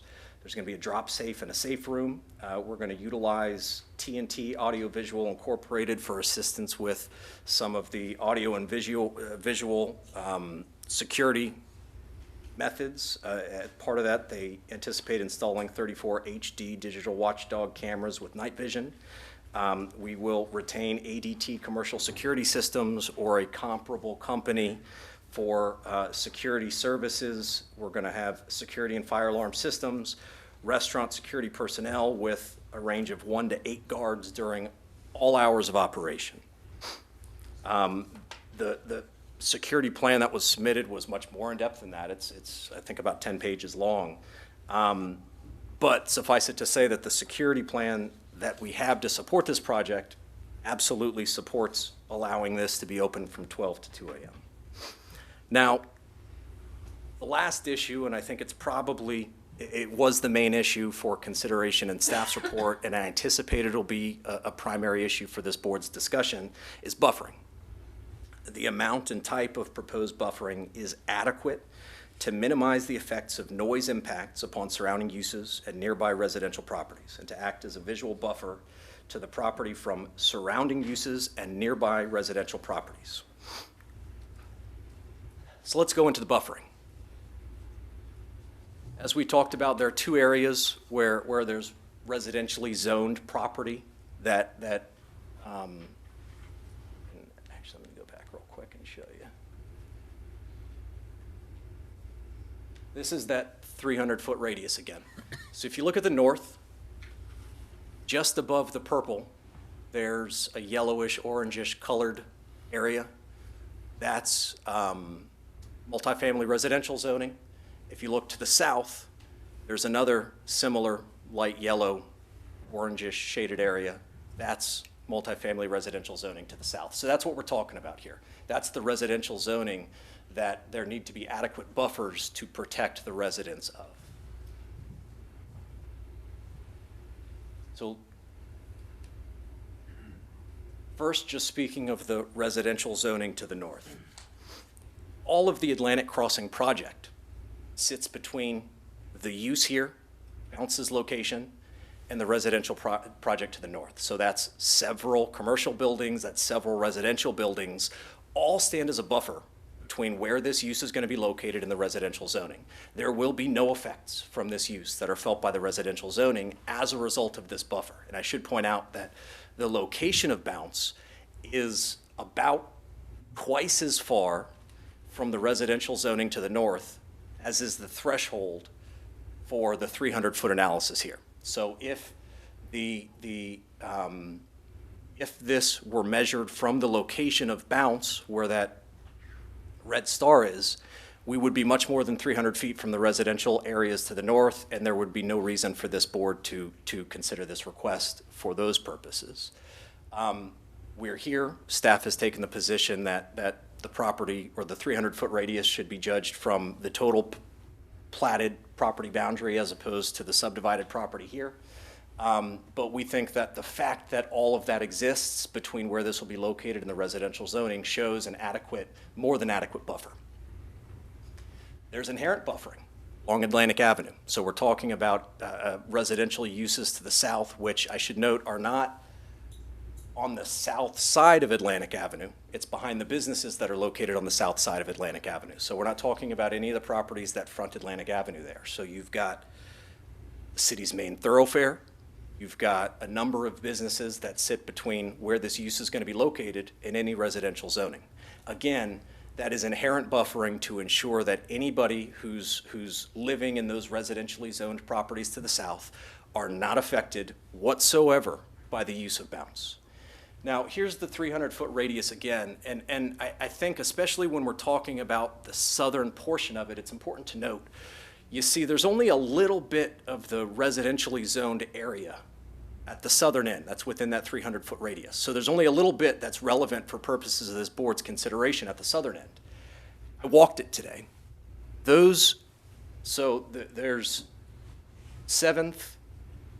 is the white street you can see. To the west of that, there's a small sliver of a parcel that's residentially zoned. To the east of that, there's a small sliver of a parcel that's residentially owned. The western parcel is actually the parking lot for Hurricane Bar and Lounge, which is a late night business that's open till 2 a.m. every night of the week. It's a late night bar. Directly next to Hurricane Bar and Lounge, there's a new restaurant called Hawkers, which I've never been to. I actually saw it today for the first time. It's also open till 2 a.m. on Friday and Saturday night. So I think, determine that a use that's going to be further away from residential properties than those uses is going to somehow contribute to a degradation of the residential neighborhood, I think is incorrect. The CBD zoning district is established to preserve and protect the cultural and historic aspects of downtown Delray Beach and simultaneously provide for the stimulation and enhancement of the vitality and economic growth of this special area. That comes from LDR section 4.4.13A. I think this is exactly the type of use that the city should be excited about adding to the downtown streetscape. It will be a destination. It's a use, an upscale sports bar, sports lounge is a use that does not exist in downtown Delray Beach. I think it would be an incredibly valuable addition to the cluster of hospitality industries, hospitality establishments that have been established around Atlantic Avenue. This is the perfect addition to Atlantic Avenue. It's the perfect addition to Delray Beach. With me is Joseph Benaviste from Bounce. Also in the room are a number of local stakeholders who are invested in this project, both in terms of resources and, most importantly, their time, who are here today to voice their support for the project. They're happy to answer any questions you may have. I don't know that anyone's planning to get up during public comment, but they're here, and they're here en masse. In fact, the room's full of them.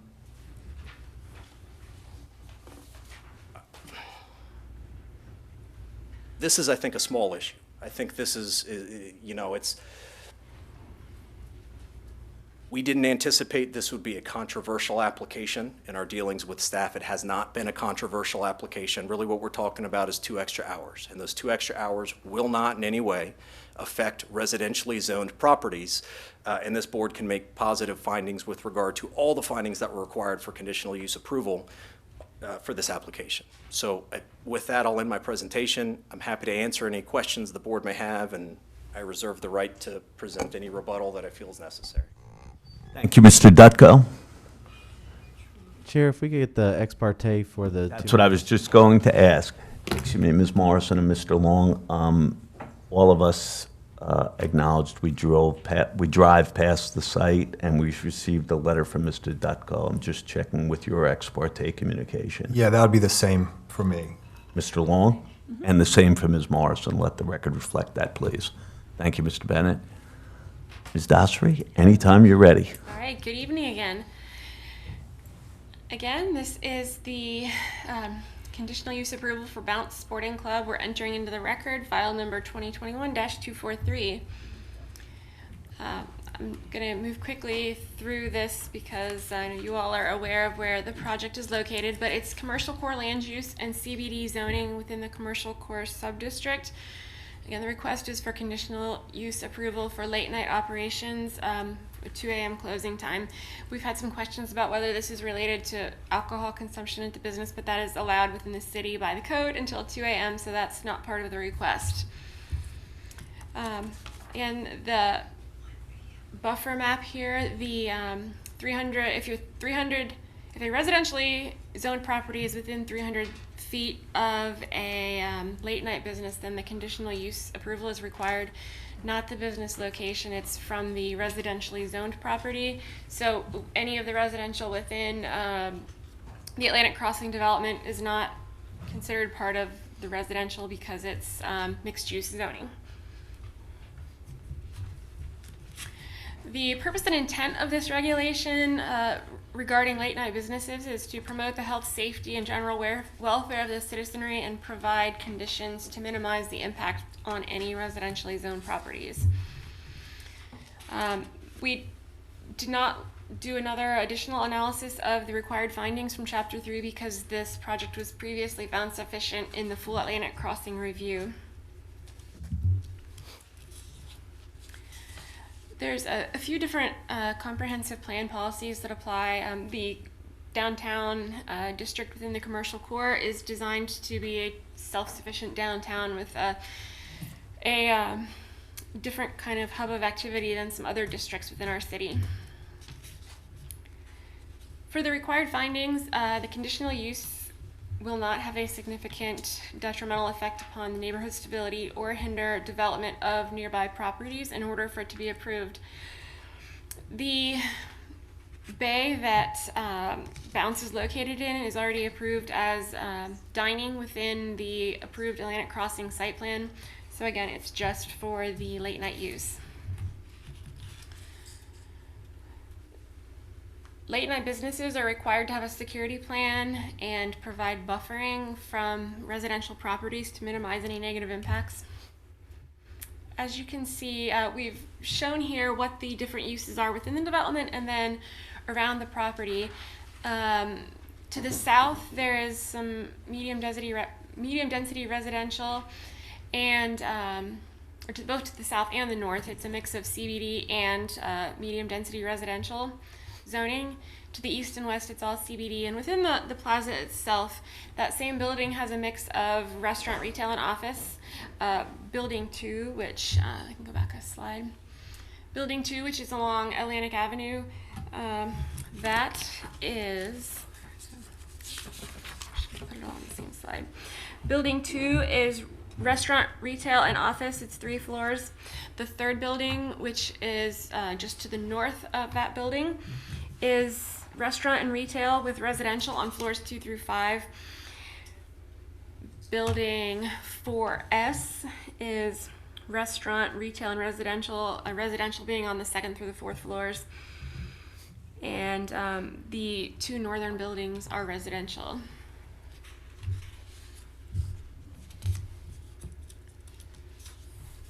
And this is the information I just described, graphically displayed.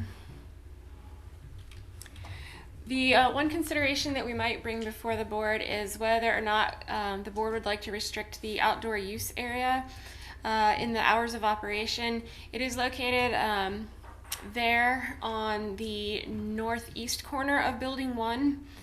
And as you can see, there's this lovely patio area.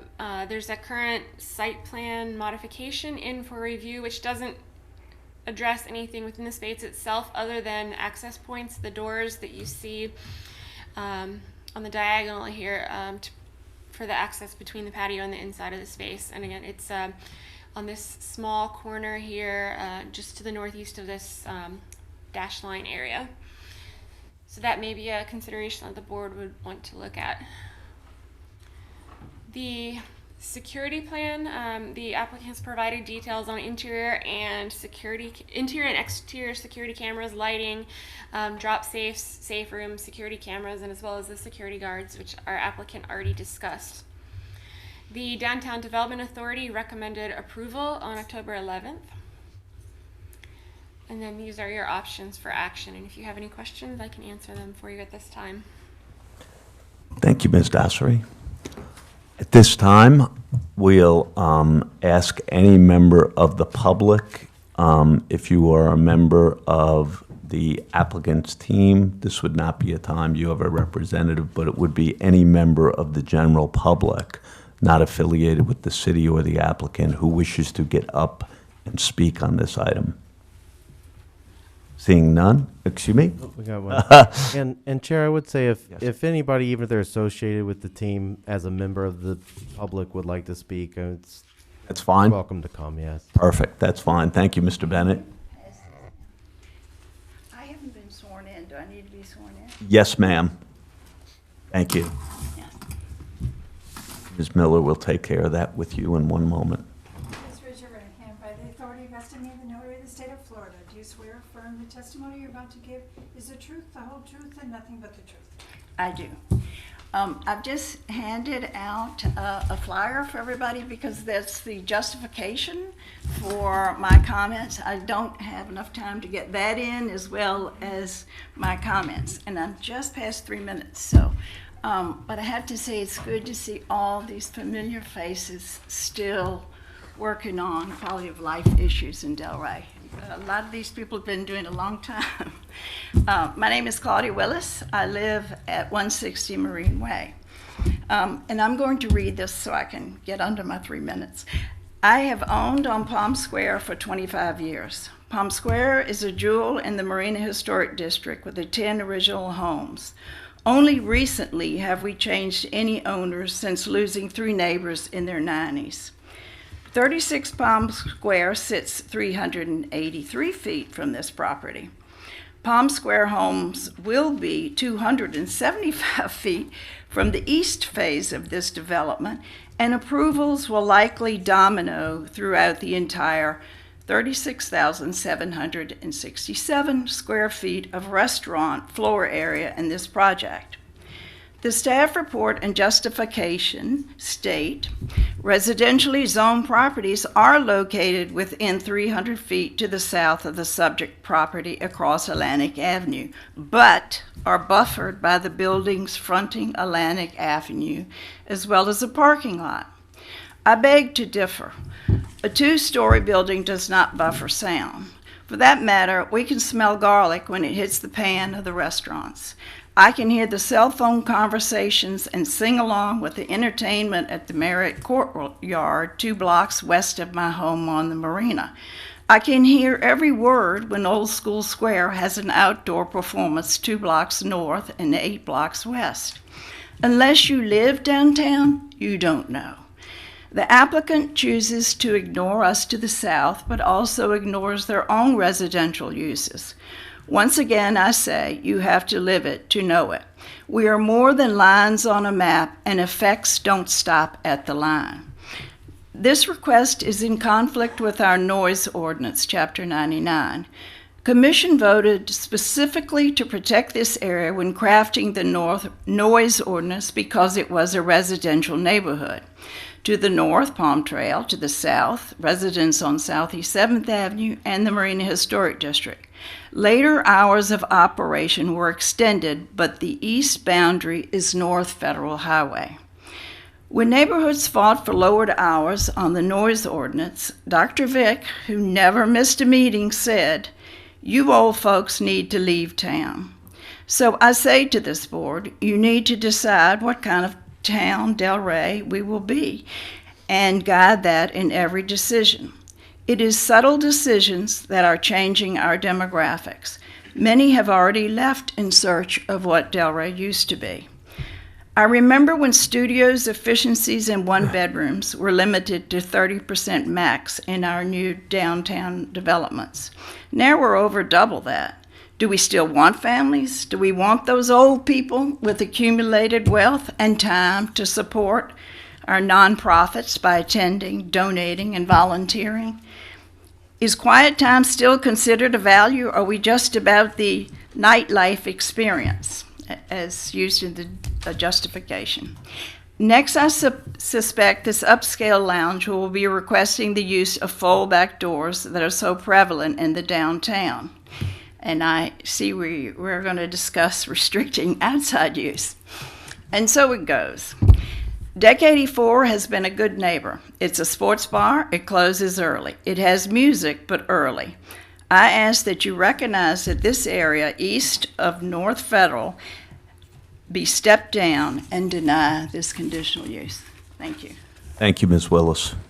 May I just ask for the record, I don't have a copy of what it is. About to say, yeah, Chair, if you have an extra, I was about to ask that too. Perfect. Thank you, Mr. Dutko. Okay, that being said, public comment is closed on this item. I'll turn to Mr. Dutko and Ms. Dassery and ask, do you have any cross-examination or rebuttal? No. Mr. Dutko, I don't have any cross-examination. I do have some rebuttal. please. Sure. I have utmost respect for Ms. Willis. We worked very well together on the city's Historic Preservation Task Force, and her concerns are well taken. I'd say what Ms. Willis said was that there are properties, Palm Square properties, within 380 feet of the eastern parcel. That's not where this use is located. The use is located in the western parcel, and an approval here today only applies to the location of bounds. It doesn't apply to any other location within Atlantic Crossing that may be closer or further away from residential properties. It only applies to bounds. There was reference about the properties 300 feet to the south and glossing over it. I don't mean to gloss over that fact at all. There are residentially zoned properties within 300 feet of the southern edge of the Atlantic Crossing parcel. However, on the residentially zoned properties that are 300 feet from the south, there are no residences. There are parking lots for other late-night bars. So there are other late-night bars between these residential parcels that are open till 2 a.m. and where this use is going to be located. There's going to be no effect from the use of bounce on those residential properties. There's no effect from I'm not sure what level of approval those properties had to go through to be able to operate late night hours, but it's been determined that it's appropriate there.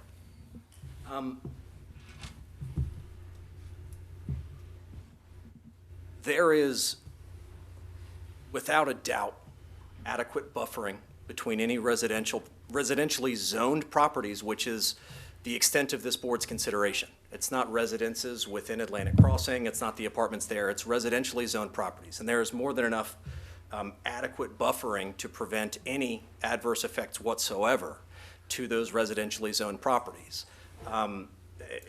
We're happy to answer any questions you may have in that regard, but I think it's quite clear.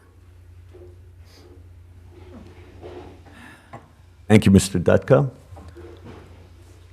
Okay. Ready when you are. Ready when you are. Excuse me. Ladies first. Ms. Morrison. You want to go, Jen? Sure. Go ahead. Ms. Blankenship. Just a couple of points. Hurricane Bar, I believe, is a standalone bar, so that's not the same kind of consideration that you're going for. And I believe the Hawkers closes at 11 p.m. and not 2 a.m. Could I make I did confirm on their door just before this meeting that it's it's to 11 p.m. through Thursday night. Friday, Saturday night, they're open till 2 a.m. According to Is this correct? I can't confirm or deny that. Okay. Fair enough, hearsay, but we have in this city an entertainment district, and I noticed that we don't have a slide of that in the staff report.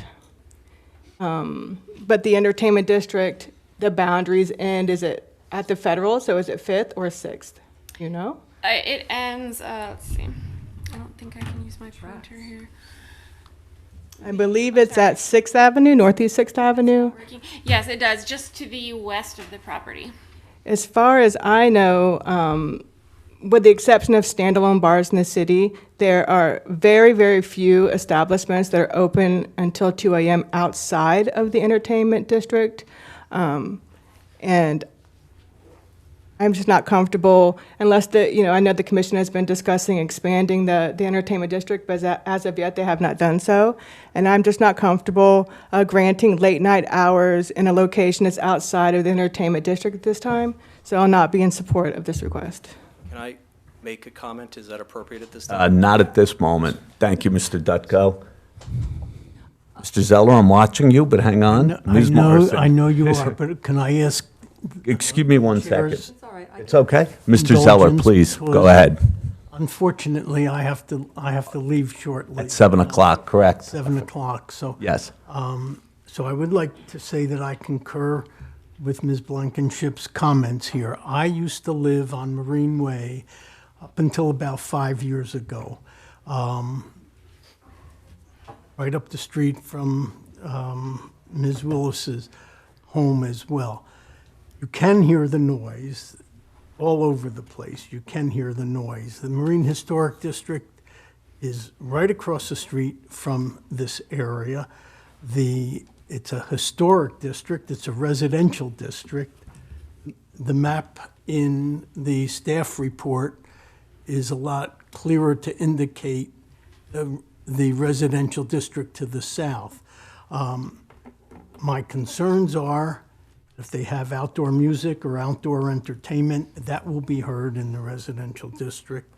I don't know if they're going to have games like axe throwing or spear catching or some of the other, newfound entertainment that seems to be appropriate in Only for young children, Mr. Zeller. So I do want to say that I would generally be opposed to this application outside the entertainment district. And I apologize to my colleagues on the board that I do have to leave. I apologize to the applicant and to the residents, but I know you mentioned that earlier. yes. Thank you, Mr. Zeller. Okay, thank you. Ms. Morrison. This is a conditional use approval, so I just want to emphasize that one of our chores here is to not ever have a detrimental effect on surrounding areas. Doesn't matter if it's residential, commercial, industrial, whatever, no detrimental effects to the surrounding neighborhoods and areas. So to that end, will you have music? There will be music that's planned through the restaurant. I've been to your website, it's quite exciting.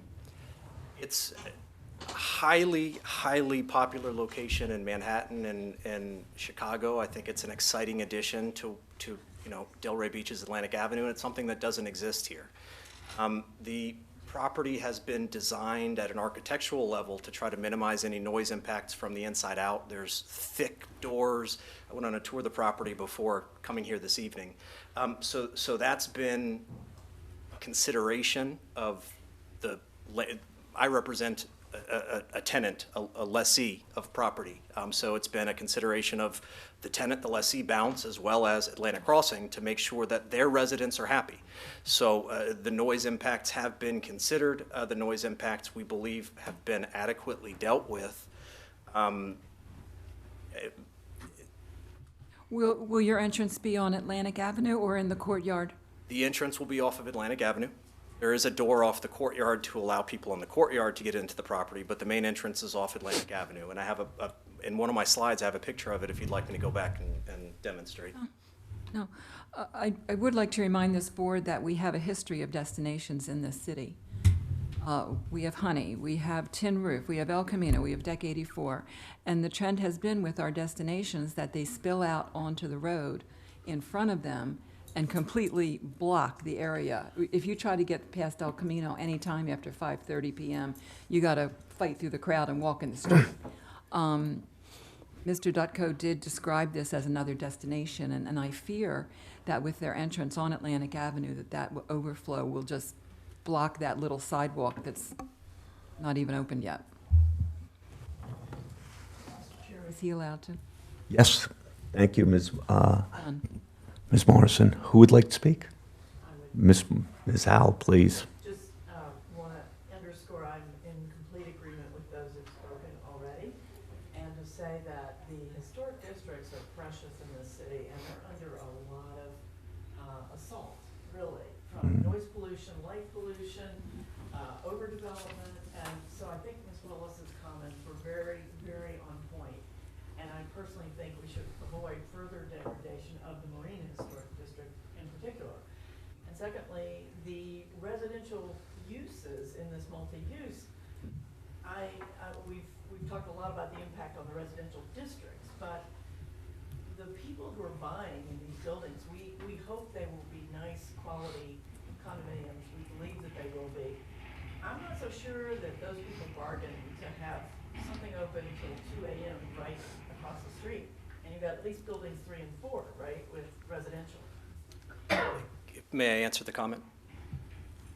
Yes, it was a question directed to you, Mr. Dutko, by a member of the board, so please. Sure. So regardless of whether this board approves this use, folks who buy an Atlantic Crossing are going to have late-night uses directly across the street from them because they already exist. There's late-night uses, I should say late-night restaurant uses at Hawkers, as I've just mentioned, the Blue Anchor, which is directly across the street as well.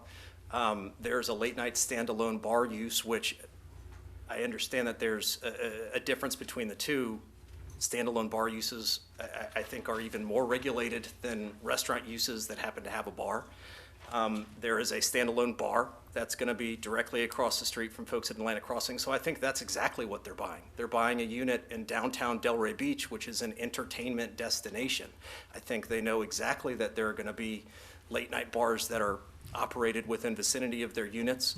And I should point out, too, just remember how limited this request is. We're allowed to do everything we're talking about until midnight.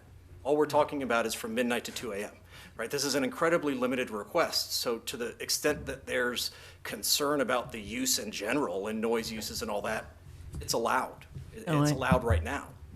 I understand. I appreciate that. And I might be one of those people that would buy right there just for the ease of the restaurants and the variety and the entertainment. But I'm not so sure that approving a late night use from 12 to 2 at this time before those units are purchased and those residents have a chance to weigh in on this, I'm just not so sure that's a good idea. Mr. Long.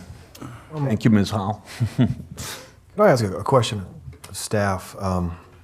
And hypothetically, could the applicant go through initiate the process to initiate a text amendment to possibly move or shift the entertainment district further east, if that's something the commission's go that route instead of creating? My fear is creating a precedent where we make allowances outside of the entertainment district. Hypothetically, yes, but now we have our new process for text amendments, so anything that's privately initiated requires a commission sponsor. Yeah. But the entertainment district is defined in the Code of Ordinances. So. And only the city can initiate a change to the Code of Ordinances. Oh, I see. Okay. Yeah, my issue is, because I understand Mr. Dutko's point that this is already an allowed use there and we're only asking for 2 more hours, but my concern is the precedent that it does set. And sorry, I forgot your name, Miss, who made the comment that it could be like a domino effect.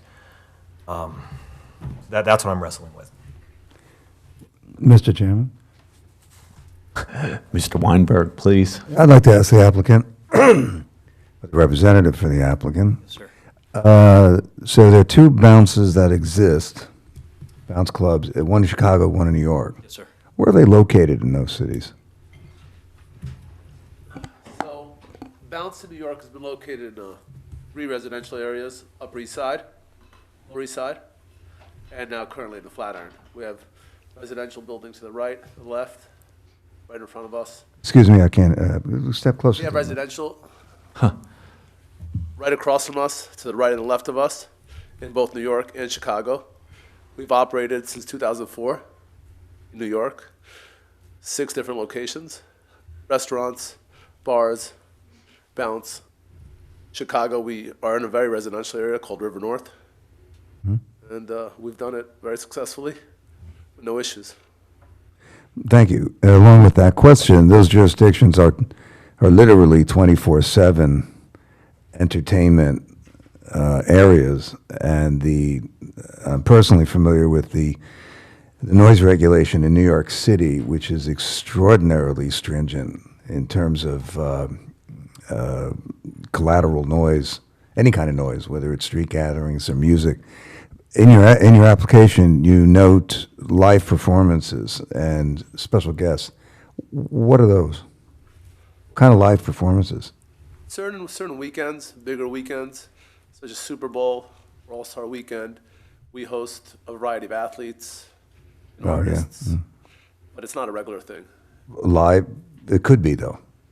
Could be, but not live bands really. We do, it's one performer maybe for a few minutes. It's nothing. It says live performances. Yeah, that's the type of performance. It's not a You're saying they're limited to special occasions? special occasions. Yeah, it's not a regular thing. It's not every Friday night or every Saturday night? Okay. Well, that's an important distinction, because you're right up against the sidewalk there, so you can't utilize the sidewalk. You could potentially, I guess, utilize the courtyard between the buildings? Utilize it for? The courtyard between the north and south? Is that? Yes, I think that's the subject of one of the potential conditions for approval that staff has gone through, that those hours for the outdoor space be limited in some capacity. I'll point out as well, I talked about just the way that this project was designed to try to minimize impacts. And Ms. Morrison, I know you brought it up, and I forgot to mention this in response to your comments you raised before. But between Atlantic Avenue and the interior Bounce, there's an anteroom. So there is a significant amount of space between where the true interior of the restaurant is, where there's tables and service and the bar and all that, and where the street is. So that there's not going to be the overflow of people outside the front door for Bounce, I think that you fear, because of the way this has actually been designed. There's that anteroom that creates the separation between the two. Where will your parking be? The parking was all determined through the Atlantic Crossing site plan. It's underground. Yeah. It's underneath. This is a permitted use by that site plan. It was approved by the city commission. The city commission ultimately approved the site plan, and parking was determined to be adequate for restaurant uses, which this is. Will there be valet parking? Valet parking. They're well on the complex when it's completed. I was here when they approved that, and they have a certain amount of the commercial square footage can be, not all of it can be attributed to restaurant nightclub use because they have a larger parking requirement. But a certain portion, I believe it was around 30,000 square feet, can be restaurant and bar usage. And from the hours of 12 to 5, there's an overlap of the office space, residential. I guess my main question is, and what we're considering tonight is, there is a saying in Delray Beach that it's a 4-story town. Well, it's typically also a 12 midnight closing town. Some even at 9 o'clock at night. Elizabetta is 12, Tremonti is 11, Rocco's Tacos is 9. Which I must be incorrect. Burley is 11. The extra 2 hours, given that it's a sports bar, do you have this may seem like a ludicrous question, but do you have a foreign TV feed that you might be watching international sports that take place after 12 midnight? Sure, and I don't know the answer to that. I'll say that there are a number of sporting events that last after 12 midnight, professional sporting events on the West Coast. Boxing, events, UFC, events, yeah, all of MMA. Well, I personally think entertainment is great. for a number of reasons. Whether it's sports bar, good food, I am concerned, and as part of that, the potential of having open doors, when it's nice in season, that would be a big problem, because sound, whether it's crowd noise or amplified music, really does travel. And yes, there are buildings. The buildings down south, directly south across the street, are typically one story. Some are two story. So the noise ordinances in the city of Delray, particularly on Atlantic Avenue, are actually fairly stringent, but not terribly enforced. So Ms. Willis has a definite point in saying that the sound travels. Is it your intention to keep those doors closed? Yes, and I think it's important to remember too, there's an ante-room between the doors to the inside and the doors that lead to that ante-room. So you've got an entire room that sits between the ultimate door inside to get into the restaurant area. Very often in the two jurisdictions you mentioned, Chicago and New York, they have a maximum decibel level that's allowable, that when you open the door, such as Harry Carey's, there's a vestibule, both of those doors are open and it's a loud crowd. They do have a permitted decibel level. Have you done those studies on this? Not yet. We've done them in New York and Chicago. We're very experienced with that. We designed this venue to allow us to isolate the noise inside the space, not to project outside. We actually put in the foyer, we added that to the design of the whole development. We had to get it approved with the developer, and it was a whole back and forth, but we really insisted on it because we wanted to keep ounces, energy inside and not to project outside. We also added 3-layer drapery around all the windows to allow also sound insulation, whether it's televising a UF game on a Saturday when we have everybody cheering and going for the game, not to bother any of our neighbors. But we do highly consider our neighbors. We have great relationships in both cities, and we intend to continue that, hopefully, in Delray. Well, unlike New York and Chicago, your Miami-Dade sound window specifications would take care of almost everything but a jet airliner taking off. So that's not a problem. It's the opening and closing of the doors. I noticed references made to brunch, lunch, and dinner. You open 12 noon. When is brunch? Brunch simultaneous with lunch? Or usually brunches are somewhere between 9 and noon.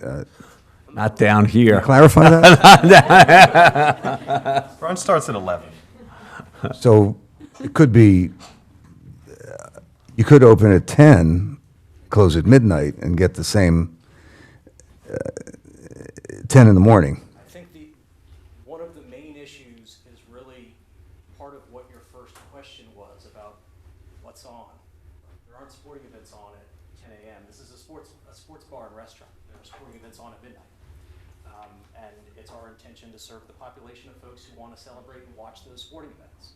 I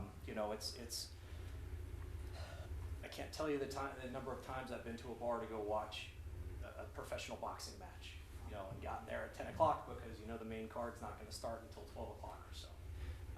It's our hope and desire to be able to serve that community. There are late football games, there are late basketball games. World Series, West Coast. There's many instances where we've stayed open for sporting events till 1:30, depending on the game. Sure. The 2 a.m. is, certainly there are mercantile reasons for wanting to be open later. This is why New York City is pretty much 24/7. Bordering, as my colleagues have mentioned, bordering the historic section, which is already threatened, presents an additional burden on having a nightclub. Essentially, is what it is. Whether it's sports or it's a nightclub. Sure, and I understand that certainly. What I'd say is we don't border historic district, to the extent the historic district is within a 300-foot radius of anything associated with Atlantic Crossing, it's the eastern parcel. We are not in the vicinity of the historic district. That's not within the purview of the consideration for this. That's right, you're not. The 300 feet, the real issue is it's not certainly the serving of adult beverages or the occasional, will you have a stage? There's no stage. Yeah, so the occasional performer on a special event. I think everybody here is familiar with these types of venues. The 300, whether it's 300 feet, 500 feet, at 1,500 feet, the physics of sound, these numbers they tend to be arbitrary. And so it's a type of operation that I think this body wants to make sure that it doesn't conflict with the essence of Delray, which is, yes, to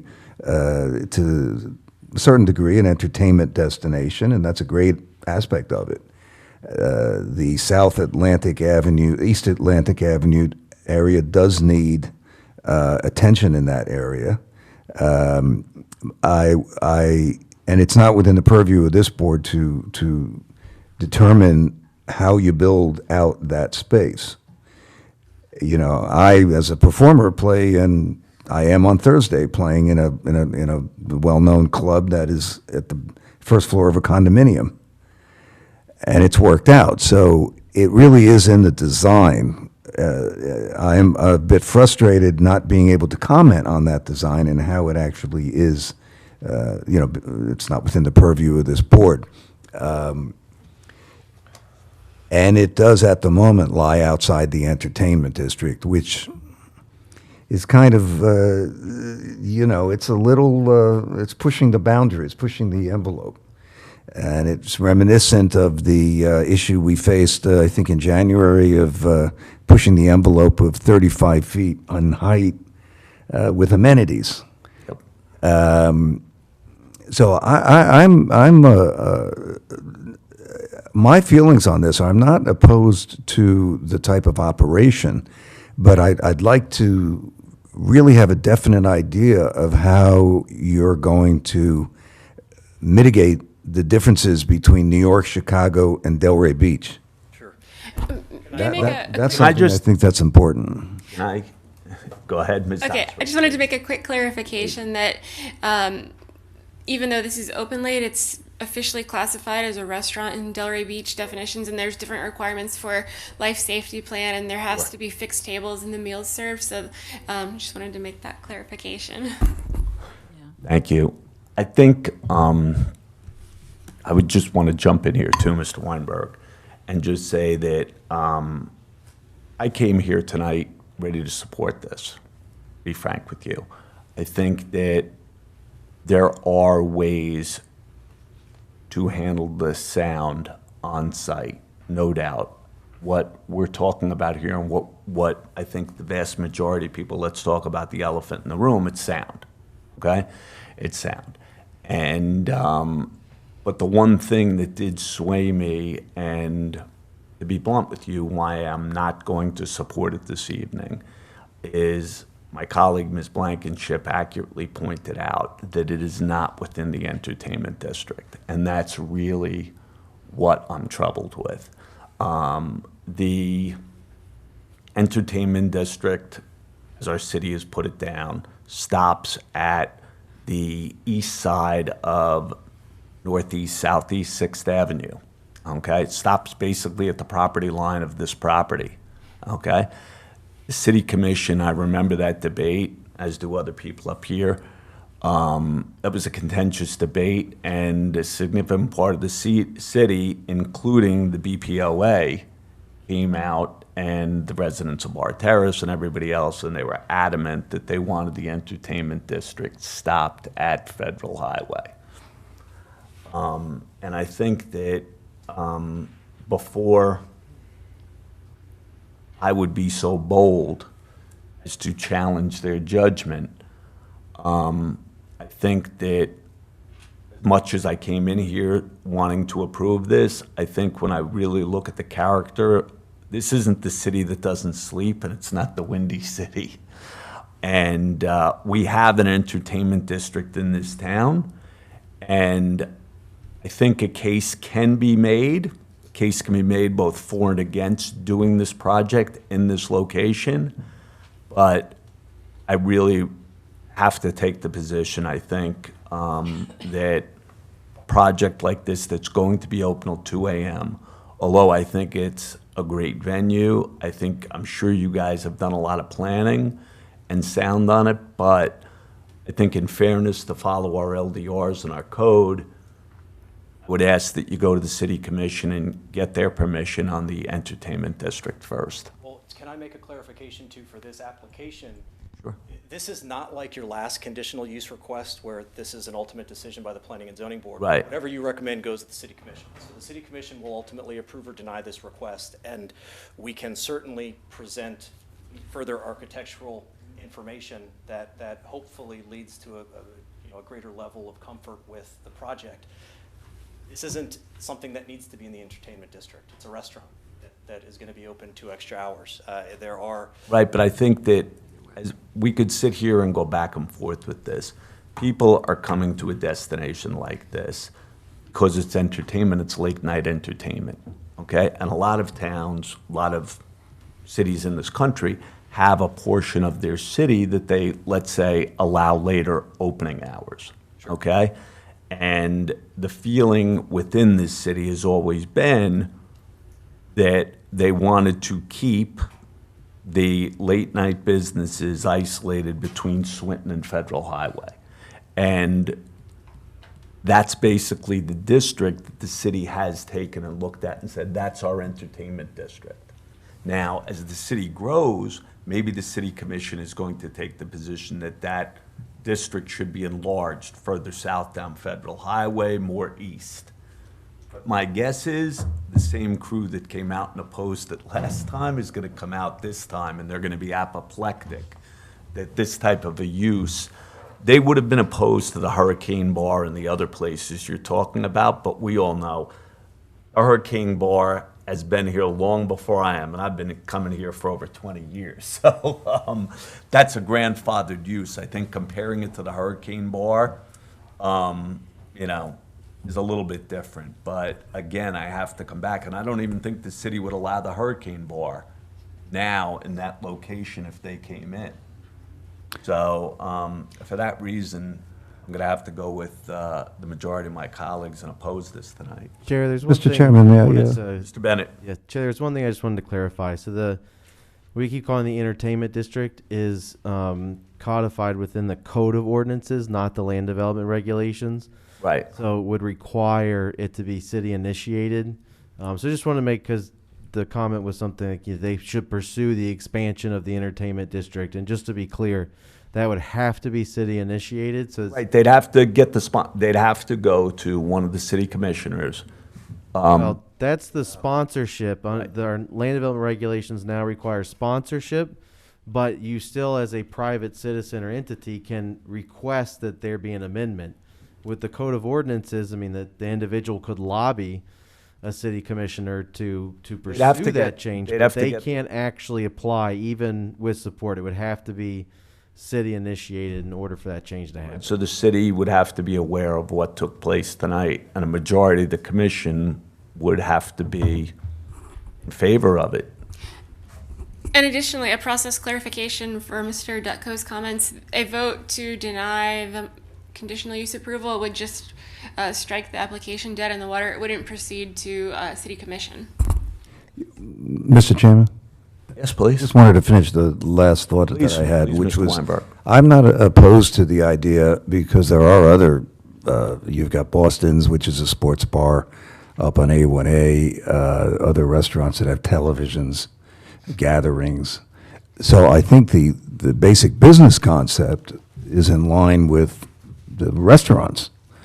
I think you get into a little bit of a gray area when you inject language like live performance.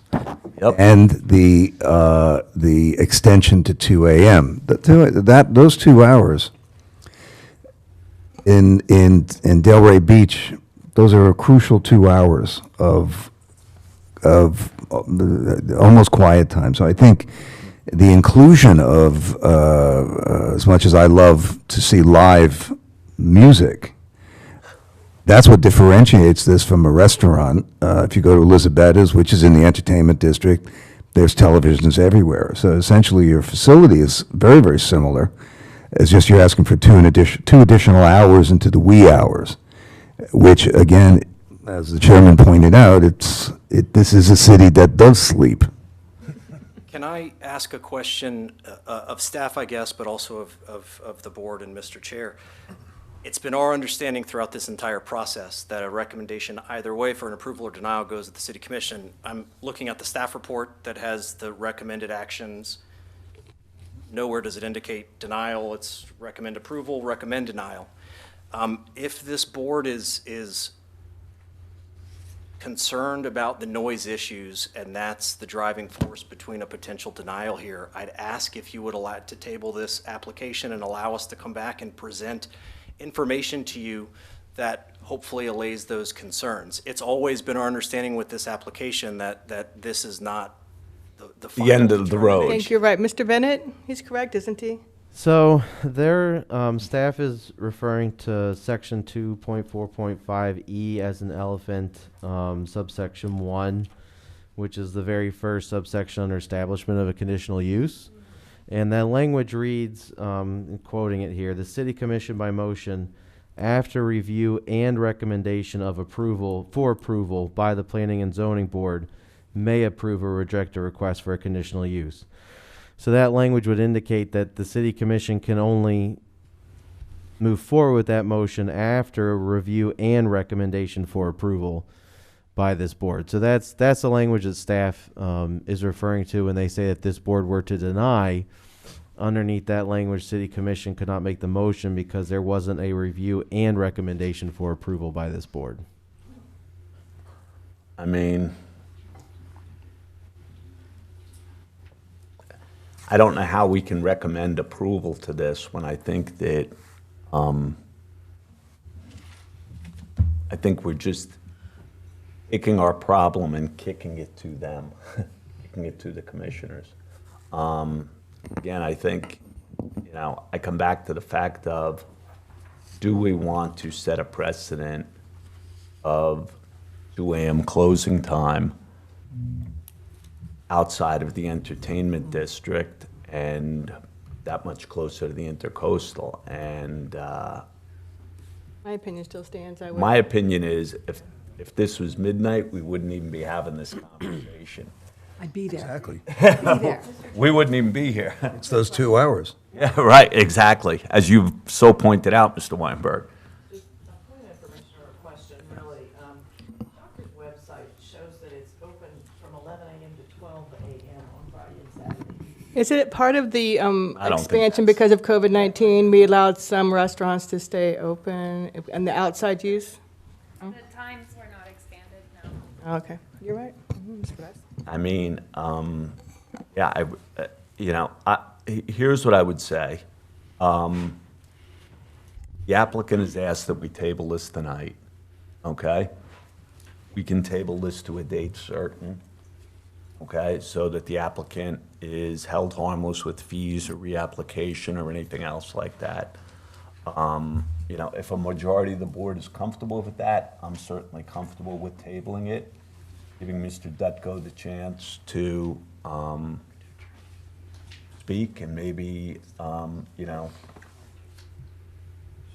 if we move this down the road 60 days, I don't think or 30 days, I'll leave it to the applicant, how much additional time he would want. 30 days is fine. We have the information, I think, that would answer your concerns. Right, but I think it's also, our fundamental problem here right now is the fact that we'd be creating a precedent which the City Commission has not been inclined to do, because I can't think of, I'm just going off the top of my head, one establishment that's east of Federal Highway it is open at 2 a.m. I mean, Boston's always has been, that's kind of grandfathered in. The Sandbar is not. The Blue Anchor is. The Blue Anchor, well, the Blue Anchor I put in the same thing. That's been there, how long's that been there? Since I moved. Long time. Standalone bar. It's kind of like O'Connor's, you know? It's just there. Well, also, Mr. Chairman, So, one more thing. I do think that the point about having this use extended to 2 a.m. after the residents have moved in here and they have a chance to weigh in on it, it is so much harder to get something reduced in its hours. right, If it turns out to be a nuisance. you know, In my experience, their noise mitigation is extremely difficult to do. No matter in 30 days, my answer will still be no because it's outside of the entertainment district. Right. We would like the opportunity to analyze the applicability of the entertainment district to this request, though. That's not been something, we've been dealing with staff on this for about a year and a half at this point. It started with a zoning verification request, and we've gone from there. That's never been an issue that has ever been raised for us. Frankly, I don't think that it qualifies as something that would need to be in the entertainment district anyway. But we would greatly appreciate the opportunity to review, especially since that's a new issue that was interjected this evening. We'd like the opportunity to review it, and perhaps there's an explanation, again, that satisfies you that this is an appropriate use here and is not something that's necessary in the entertainment district. I have to say, I concur with Ms. Blankenship. I don't think you're going to come up with anything to change my mind, but I am willing to give you the time. Sure. Yes, excuse me, Ms. Alvarez, I'm sorry. Because we're talking about timeframes and Yes. moving or Yes. postponing to date certain, I regretted a recent decision that we made on one, so I want to be clear on this, on what we It doesn't have to do with a golf course, does it? what we would be anticipating from the applicant, and how much additional review that would mean for staff, because my initial thought was not the November meeting, which is one we're already Sure. very compressed for, but the December 13th meeting, which in good news is actually a week sooner than it normally would have been. Sure, and I don't. Would that be amenable to you, Mr. Dutko? Absolutely. I mentioned 30 days. I thought that would be easiest for the board. I understand staff's concern. Not for I staff. look to my colleagues and tell me, are you? I'm can you always look- willing to listen to Mr. Dutko.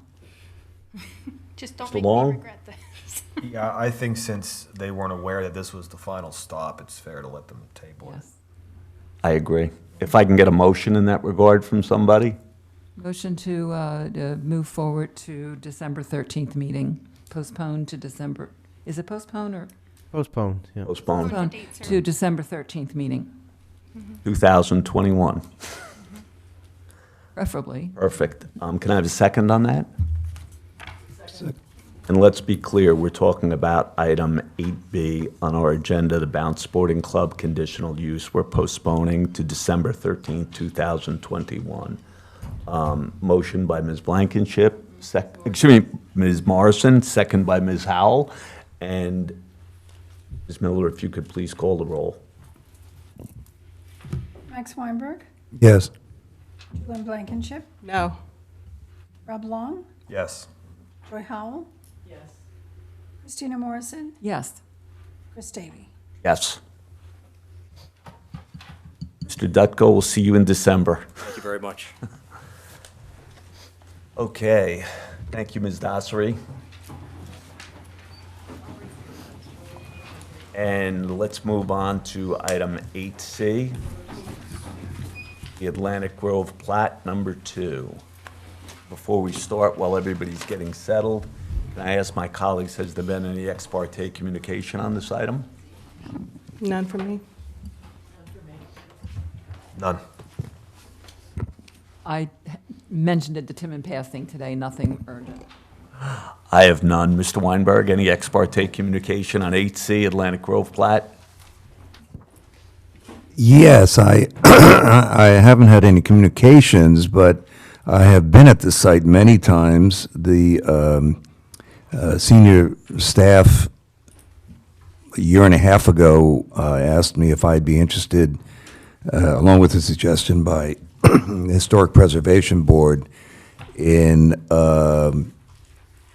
both the property and the non-designated historic structure that is on it. So I've been there a number of times, but I haven't spoken to anyone specifically about this application. Perfect. Thank you, Mr. Weinberg. Oh, sorry. Ms. Issa. The floor is yours. Thank you, Chairman Davey. For the record, I'm Elizabeth Issa, Senior Planner with the Development Services Department, and I'd like to enter into the record City Case File number 2021-148, which is the certification of a preliminary plat and recommendation to the City Commission for final approval of the Atlantic Grove plat.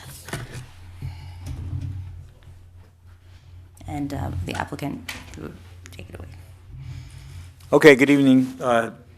My name's Tim Hernandez with Atlantic Grove Partners, 200 Congress Park Drive, Suite 201, Delray Beach.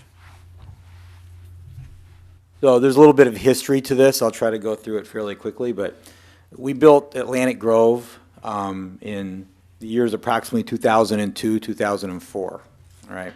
And there was a piece of property that was kind of completed the donut. I think it was blocks 28 and 36. So block 36, as I recall, is the eastern block, the 300 block of West Atlantic. And so you can see it. This is the location map. So the next couple slides show you how the land was organized when we built the rest of Atlantic Grove. The green shows what was ultimately owned by the condo association, Atlantic Grove Partners, which you may recall was a joint venture between New Urban Communities and the two not-for-profits, the TED Center and the Delray Beach CDC, built the whole development. And there was also the other primary owner of land within this block, within these two blocks, was Mount Olive Baptist Church. So we built townhomes in the orange, kind of the darker orange to the right. Then there was the mixed-use buildings in the green, including a parking lot that we built. We call it the satellite parking lot, just south of the church. And then the rest of it, kind of the more yellowish orange color, that was owned by Mount Olive, including the one square on the east side of Northwest 4th Avenue. So that was all built, and you can see some of the information about the site. So then we had entered into an agreement, Atlantic Grove Partners, with Mount Olive to swap some land, and we were to get or to acquire the square piece of land that was in the middle of the existing Atlantic Grove townhome site. And that never transpired. They didn't close. There was litigation. We ultimately settled 17 years later, finally got the deed to that piece of property. And then the trades basically went off as planned. And so this kind of shows you how it ended up. So we got that blue piece, and then the condo association got the dotted yellow that was originally owned by Mount Olive as kind of the south part of their parking lot, and then we gave Mount Olive the parking lot that was between the church and the rest of their parking lot. So now all the land is as was originally envisioned back in 2002 through 2004. So when we designed the plan originally, we stubbed alleys in, we stubbed utilities in the anticipation that this square would be completed, and you'd end up with essentially a design, at least on the north part of the block, very similar to what you have in Mallory Square or Cannery Row or Coda, which all have the nice greens in the middle. And so that's what we have. There is no buildings. This is just a vacant piece of land. And so this is the plan. You can see that this is the plan. It's been approved by HPB. It's been approved by the City Commission. We're just coming back to plat it. This is what we've gone through HPB that route instead of going through PZB and SPRAB. So there's going to be two new buildings built, one fronting on Northwest 4th Avenue, the other fronting into the courtyard. We're going to be able to complete the courtyard. We worked out with the association a plan to complete the courtyard, but as part of that, to relocate the existing cabana, which is going to allow us to expand the pool deck for the property that the association has annexed us in, which was great, like a 40-2 vote. It was very, next to a unanimous, very, very supportive. They came and testified at the hearing when we were approved, the site plan was approved. So this is what it looks like today. It's the aerial. You can see there's no buildings there, other than our existing buildings.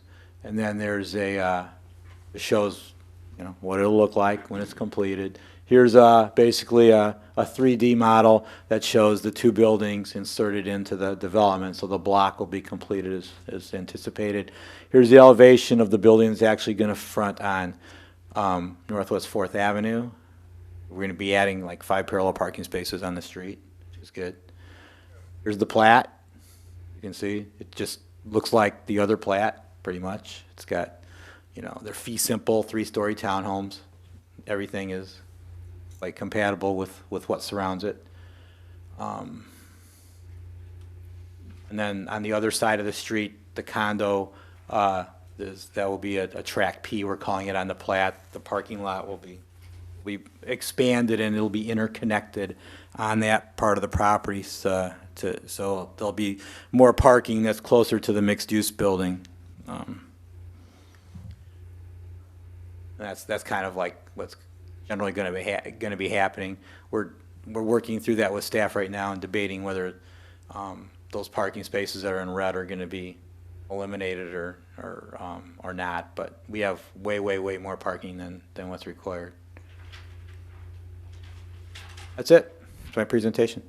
Thank you, Mr. Hernandez. Mr. Chairman, may I amend my ex parte communication? I completed this with the next application. Okay. I just wanted to go on the record that I have not driven by or spoken to anybody regarding this item C. Item C. Perfect. Thank you, Mr. Weinberg. Mr. Hernandez, thank you very much. Appreciated the presentation. Ms. Issa.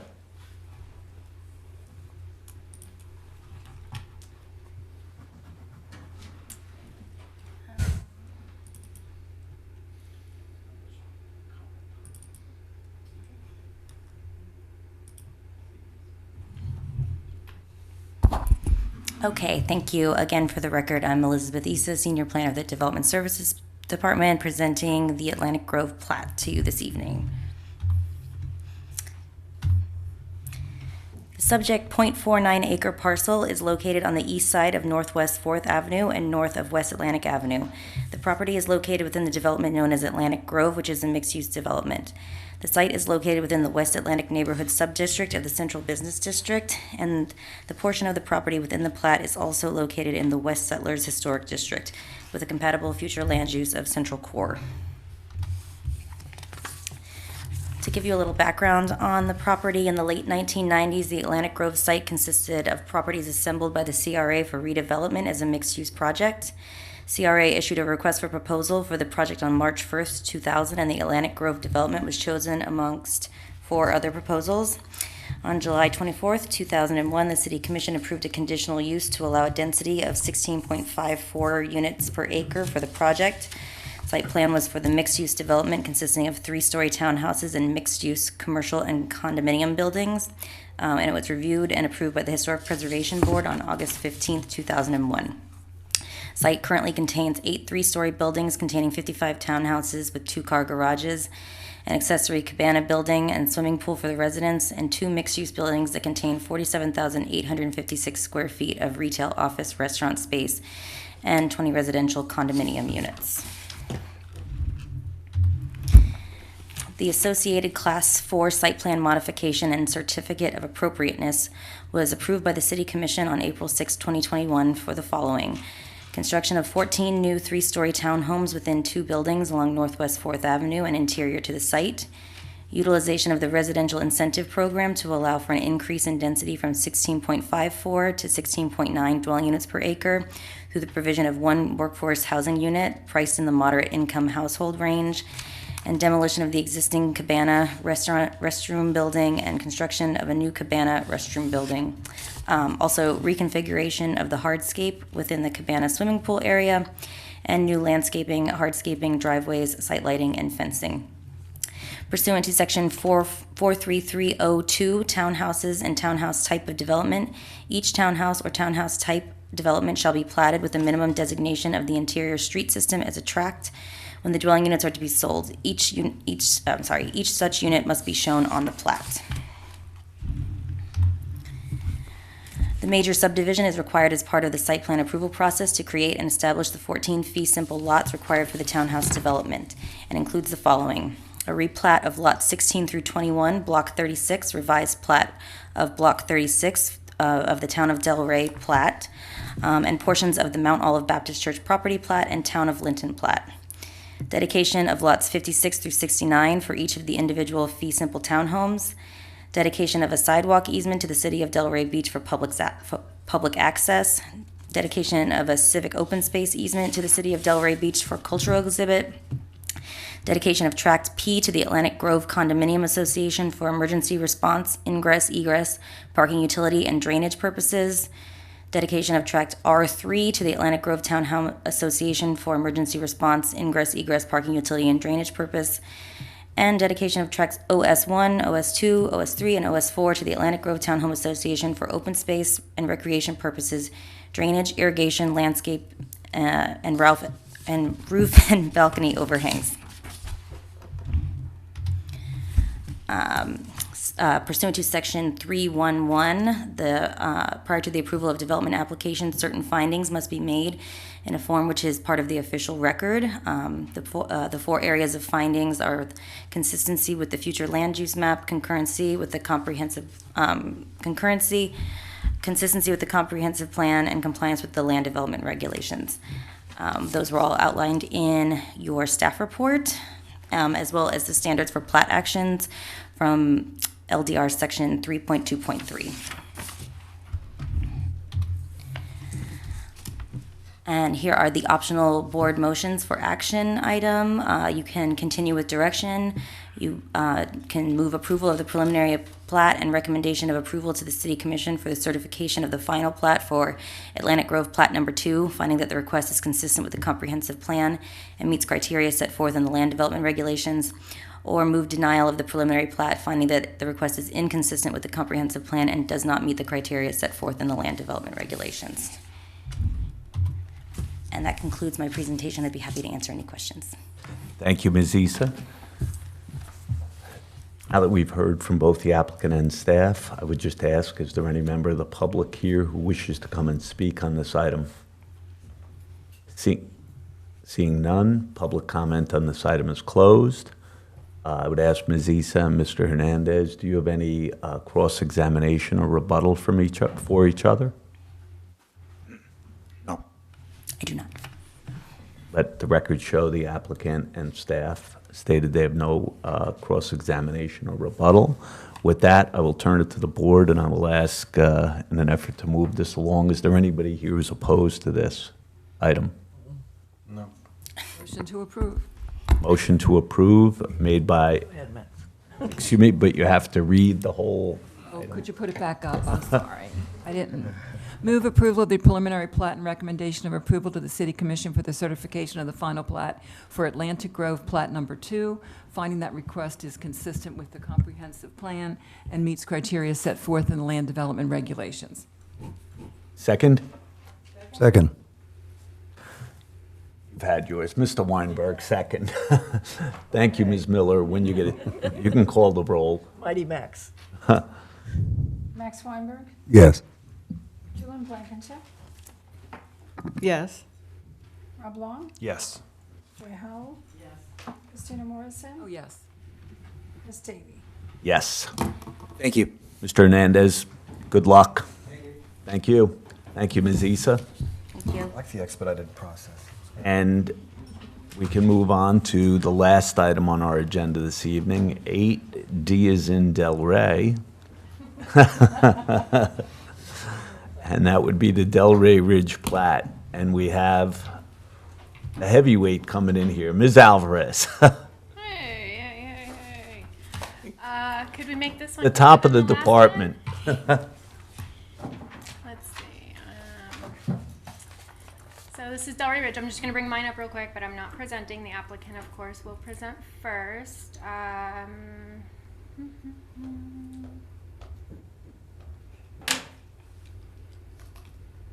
gonna put on my new special readers that don't work for far away. I'm a new reader person. Nope, is that it? Mm-hmm. Yeah. It's not 8H, so it's Not 8. it. 8H. Readers work that far. No, I don't know. My mom gave them to me a week ago because I couldn't read a menu, so I can't. I'll understand it right there. Tell her which one. I can't see that. An honest man. Oh, we're set, aren't we? We might have to get creative. Hang on. Yeah, but I don't have. Here it is, 8H. Here's old meetings. It's D on our list. Yeah. The name was right. I know. Well, luckily we're kind of recycling something here, so that's what we are going to hopefully find.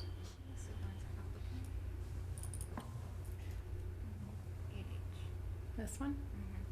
All right. Yay! Looks like our graph.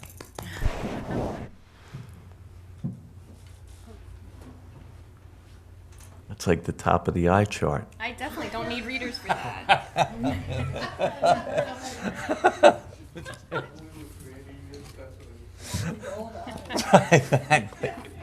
DEL. It's all you, Mr. Hendricks, I will. Is it all me? Good evening, board. My name's Alan Hendricks. I'm of the firm Caulfield and Wheeler. I'm the landscape architect, actually the planner on this. Also, in the audience are presenting tonight as our actual landscape architect, Rachel with PLA Design, and our client, which is Elish Homes, is also here. Just to briefly, I believe you've all taken a look at this, but we'll briefly go through the PowerPoint presentation just to kind of refamiliarize ourselves. Is this, oh crap. Oh, yes, thank you. Mr. Hendricks, while you're starting, let me turn to my colleagues and ask, was there any ex parte communication on this item? Nope. Let the record show Ms. Morrison and Mr. Long and myself said no. No. Ms. Blankenship, no. I did, as a matter of fact, walk it and also speak to Alan and also speak to a number of neighbors and commissioners regarding the project. Okay.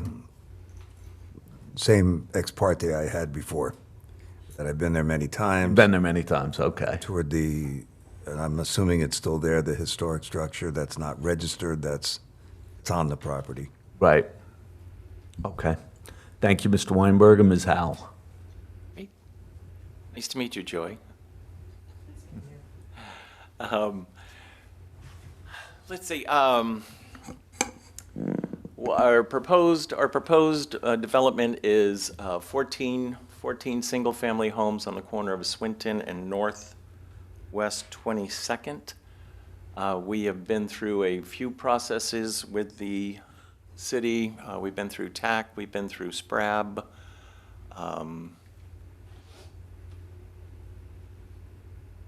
This is the general look of the site plan.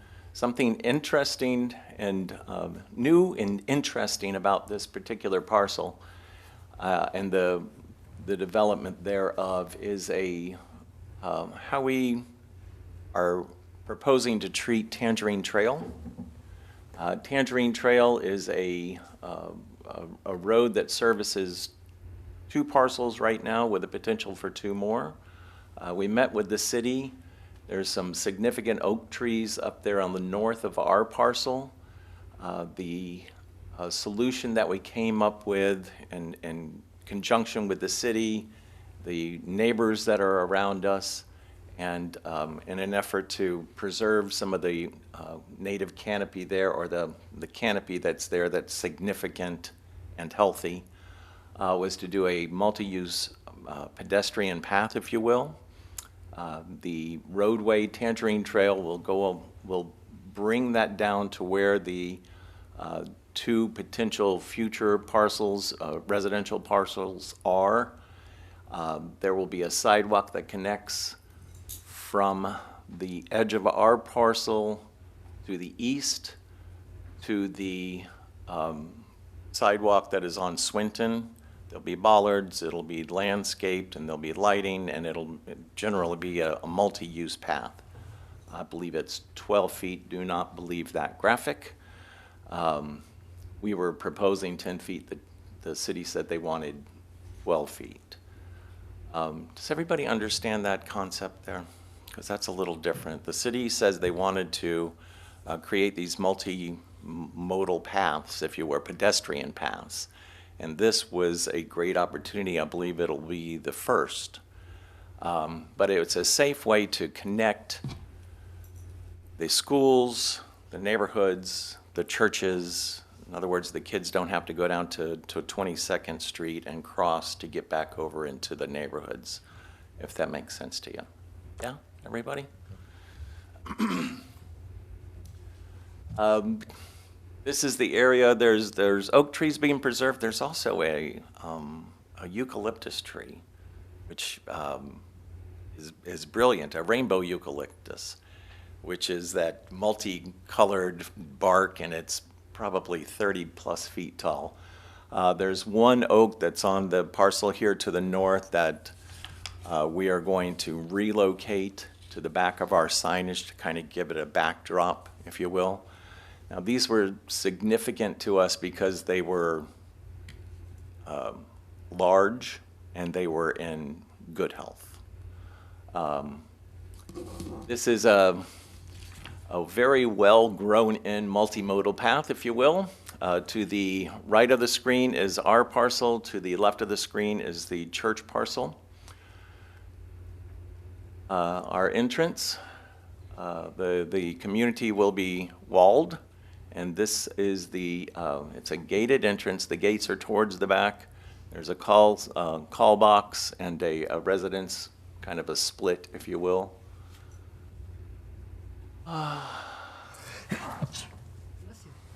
Hey, bless you. Renderings of the buffer and the wall. This is the home product. It's a high-end product. There is contemporary and there's transitional in this mix, if you will. So it fits with that neighborhood. That neighborhood is wonderfully eclectic with historic and modern, and it all seems to work wonderfully for me. So this is a bit of both. It's contemporary and a traditional look. These are our models, front and rear. This is streetscape, if you will. And that is that. What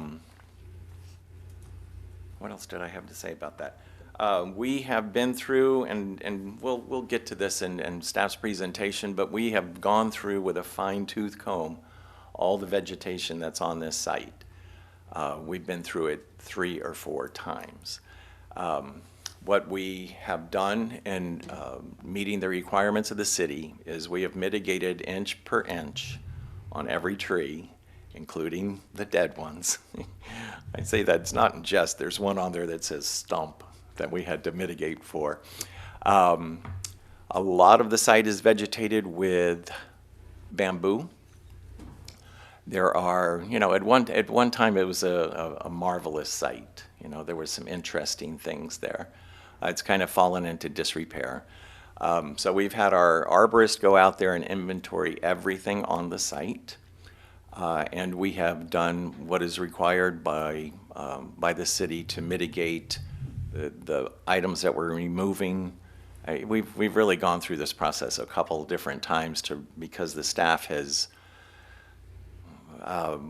they've held us to account, if you will. And we're absolutely all right with that.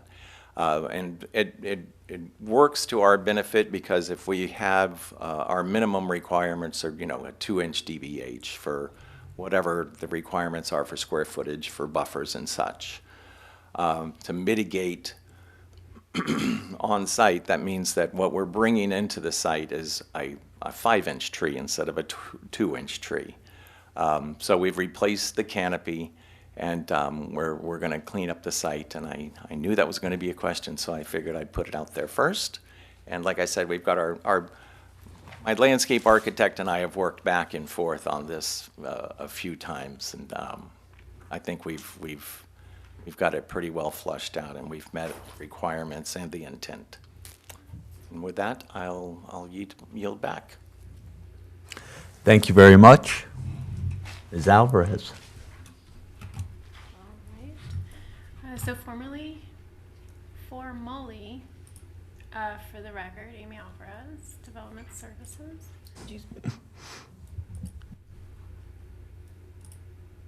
Sorry, I was just trying to stall for a minute. It didn't take me very long to say my name. Oh. If you can just raise the mic a little bit, please, Ms. Alvarez. Amy Alvarez, Development Services. All right, so this is the Delray Ridge plat. So your action is certification of the preliminary plat, and then recommend, if you approve that as part of your motions, recommendation to the City Commission for the final plat approval, and then there's also 3 waivers included with the request. So I think we're familiar with the location, northeast corner of North Swinton Avenue and northeast 22nd Street. There's 4 parcels, just over 5 acres, and they are zoned single family. The parcels are surrounded by community facility zoning and single family. So the request is 14 single family lots. There are 3 waivers, and those are the parcels outlined in red, both in your staff report and on the screen. One of the waivers is to reduce the lot frontage for corner lots, and those are lots 1, 9, and 14, and I think you can figure out which ones are on the corners.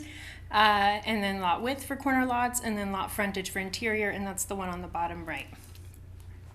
There's the dedication of the Delray Ridge Lane, which would be their private road. There's 2 open space tracks and the public access easement that was previously described. I think I'll come back.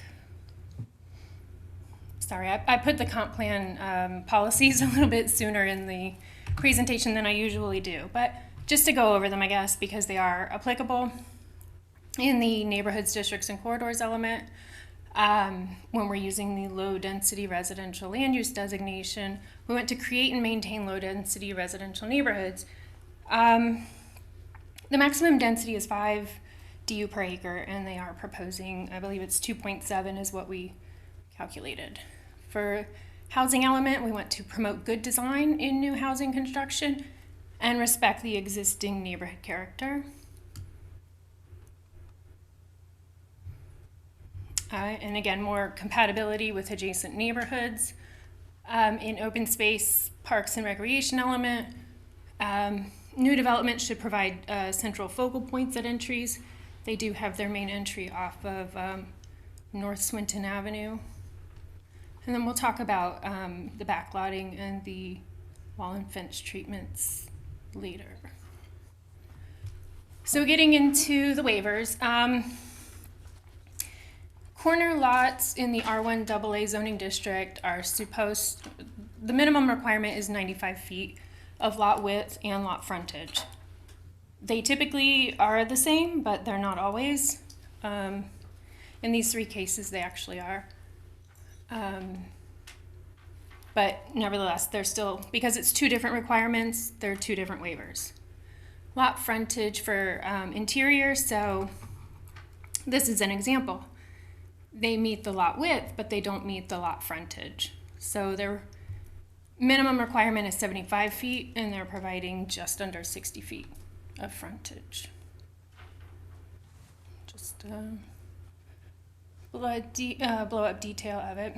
So when you're considering the waivers to reduce the frontage and the widths, this is your criteria. that the request shall not adversely affect the neighboring area. And so the waiver review actually is in your staff report. I just want to appropriately direct you there. So on page 8, so we want to make sure that each lot is still able to provide the minimum required setbacks. So if we're making it not as wide or not providing as much frontage, they still have to provide their 10-foot interior setback and their 15-foot side street setback. We looked at some of the plats in the area. The Lake Eden plat, which is just to the northwest, sorry, I'm getting my compass. That one was recorded in 72, and the corner lot widths and frontages range from about 95 to 118 feet. And then the Northridge plat, which is just south, that one is older. It was recorded in the 50s. And there are a few corner lots that have that don't have 75 feet. That don't have 95 feet. But it is an older plat, and most of the ones that are smaller are not located on through streets. I don't know if you can see in the aerial. We have North Swinton Circle and South Swinton Circle. We weren't considering those through streets, so those have, not that we weren't considering them, it's not the same context, is what I mean to say. So then also, the waiver shall not significantly diminish the provision of public facilities. We don't anticipate a negative impact there. Not create an unsafe situation. The smaller building width and frontage, we don't anticipate that it would, but they do still need to meet their site visibility requirements. And just again, make sure that they are providing the minimum required building setbacks, and then not resulting in the granting of a special privilege. I do want to make an edit, just for the record, on page 9 of the staff report. Under D, the second line, it says, while lots along North Swinton Avenue generally front the street, the proposed development pattern differs north of Northeast 22nd. It should be the existing development pattern. So I just wanted to make that correction. Let's see. And should you approve the preliminary plat and it moves on to City Commission, this type of waiver requires a notice to property owners within a 500-foot radius. For this review, there was no public notice requirement, but once it gets to commission, there will be. Okay. Okay, so trees. Wasn't quite sure how to transition into that. And Rachel Falcone is here. She's one of our planners in current planning, and she presented the tree disposition plan to the Site Plan Review and Appearance Board last month. And she has been reviewing that component of the request. So we see that there's a lot of trees on the site right now. And by no means am I, do I really know trees? I'm not a tree expert. I'm just going by what they have and what we've reviewed it in accordance with the code. So as far as the tree mitigation requirements, the proposal is to remove 316.8 diameter at breast height? Yep. Okay. I only put the acronym thinking I would remember. So 316.8 dBH caliper inches above 50%. So 50% is kind of our threshold. If it's lower than 50%, you can remove it. And just replace it with a tree. If, if it's above 50%, then you have to mitigate. So they are mitigating by removing the 316.8, but they are replacing 326.5. So they're exceeding their minimum mitigation requirement for removal of the trees. For palm mitigation, they're removing 97 palms, and we measure palms by cleared trunk height. And so those 97 palms are about just over 2,000 feet of clear trunk height. Now they're replacing the 97 palms with 118 palms, but they're falling short on their clear trunk height replacement. So in order to mitigate that, they're short 71 feet. They need to pay $5,325 into our tree preservation fund. There are 5 trees that are being preserved on site in their current location. I see the eucalyptus that was mentioned is listed up there. There is one tree that is less than 50% that is being saved. That's a live oak. There's one tree that will be relocated, and that's the one that's highlighted on the screen, and it'll be near the entrance of at Swinton and where Delray Ridge Lane are. So in looking at the tree disposition plan, we do have some goals, objectives, and policies. We definitely, when going through the comp plan process, we were aspiring to, and we still do, but to improve and increase our tree canopy in the city. So there you see that there is a performance measure for goal 3 of the OPR element, and that is looking at the increased tree canopy. And then there is an objective that is specifically titled tree canopy in the same element, which is preserve and enhance the tree canopy. And we would like to conduct a formal study of the existing tree canopy, and I believe there is actually a study going on. I'm not thoroughly involved in it, but I believe there is one going on.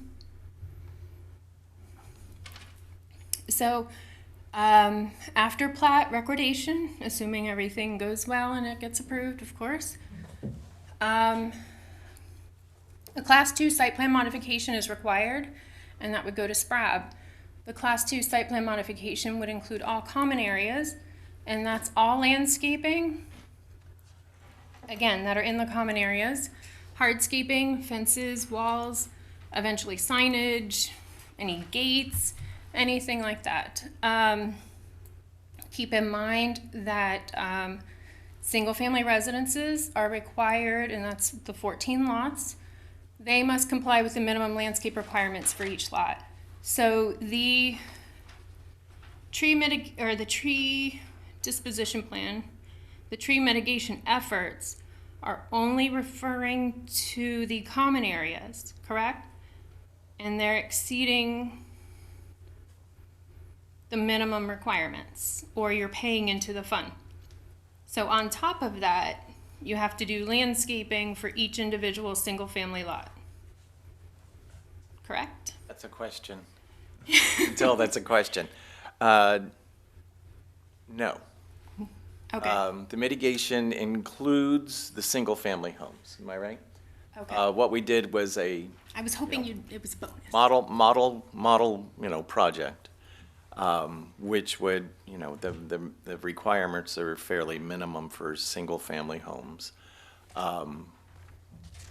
But we've taken that mitigation to be over and above, if that makes sense. If I'm required to have 3 trees on a single-family lot, we've got either larger trees or more trees and palms, if that makes. Okay. And that's part of the calculation is and it still kind of comes out to be minimum because we've got some larger lots that we're going to add probably more landscape, but we take that typical model and landscape it and then added in our extra, if you will, our mitigation, and that's part of the table for the tree mitigation. Does that make sense? Yes. Okay. Okay. I didn't mean, I was thinking as I was speaking, and so that's why I threw the question at you, hoping that that was the case. So again, single-family residences must comply with minimum landscape requirements, and they will go through the building permit review process. For plats, we have required findings that there's consistency with the land use map. It's low density, they're zoned single-family residential, there's no changes there. And that's what they're proposing is the 14 detached single-family residences. There were no areas of concern with concurrency. Consistency consists of consistency with a comp plan and then standards for plat actions, and there were no significant areas of concern there either. And then compliance with the LDRs, we do have the waivers. So we have our options for board action, and these are the same that are in your packet. I will try to best answer any questions I have. I may need to rely on Rachel, who probably needs to swear in if she speaks. But we're here. Perfect. Thank you, Ms. Alvarez. That being said, we've heard from the applicant and from staff. Is there any member of the general public here who is wishing to comment on this item? And there is one in the back. Didn't even see you. Looks like we've cleared out the room here. My name is Gail Clark. I've been here 20 years. I live at 124 Northeast 7th Avenue. And I'm speaking respectfully to you, but I'm just hearing a couple of things here. Like, for example, I knew that property when it was lived in, and it was beautiful. There are so many beautiful trees. It wasn't so long ago. And you said you worked with a landscape architect, but I mean, you're moving all the trees. I'm not sure exactly. Excuse me, Ms. Clark? Yes. I would just ask you, if you have a statement, please direct it toward the board, I'm not so the sorry. applicant. Yes. No And problem. I'm not trying to, all the trees, 300, I mean, are they all blighted? Are they all, I know there's some kind of gnarly trees out there and stuff, but there's so many beautiful trees. All the palm trees, they're being removed and replaced. I'm just wondering, I guess it's kind of a Hail Mary, because it sounds like a lot of work has been done here. But I know that the city has a new landscape architect, and I just wonder if the city has, if that person has, been involved in this process at all, or if there is any way that any of the trees could be, more than 5 or 6 out of 300 plus trees could be saved. I mean, is it just because a tree is below a certain circumference or whatever and can be removed? Should it be removed? I mean, it's like you go up the eastern seaboard and you go, even in Florida, you'll go into towns, Jacksonville, Naples. People will go around trees, do everything they can to save trees creatively in a subdivision, up all the way. And in Delray Beach, it's frightening the way the trees are disappearing here. And there's nothing you can do. I mean, you can replace a tree, but it's not the legacy tree. We just went through such a shock with another property here where it was clear cut. I mean, because it could be. And now developers that at one point, made a big effort to save trees here are following that example because somebody else did it. And here it's like, what is being done? I mean, there's so many trees on this property, and I've seen the trees, and they're not all dead trees or ugly trees. There's some beautiful trees. Driving up the driveway, you have a plan to no shade trees. It looks like palm trees. Palm trees seem to be the replacement tree for everything, And even on my street, Northeast 7th Avenue, in the years I've been there, it's hotter. The street floods now. It didn't used to. I mean, the birds, the habitat, I hear the street sounds from Federal Highway because so many of the trees are gone. I mean, it's making a big effect on the climate, and I just don't understand why developers don't really pride themselves in creatively working to keep the trees that are there instead of saying, I'm going to take it down because I can, because it's not big enough. And I'm going to take a palm tree out and put another one in. Move them around, get creative, keep trees, keep the beauty, and make the trees kind of the focus of the artistic quality of the homes rather than just, it's easy to get rid of all the trees. So I'm just saying, if there's any way that there could be any more conversation on that, I think it's a lovely property. I think that they've done a great job, you know, in the new homes, the 14 homes that will be there from what that was originally proposed. But if there's any chance for any more work on keeping the landscaping, it would be nice to blend that in with the rest of what they're doing. Just a thought. Thank you, Ms. Clark. Seeing no one else coming to speak, public comment is closed on this item. I would ask the applicant and Ms. Alvarez from staff, do you have any rebuttal or cross-examination for each other? I have additional comments. Please? Can I do those now? Yes. Because I hear you, you know, and I hear it. In this particular project, we have to get deep in the weeds of that tree mitigation plan. And walking the site is helpful.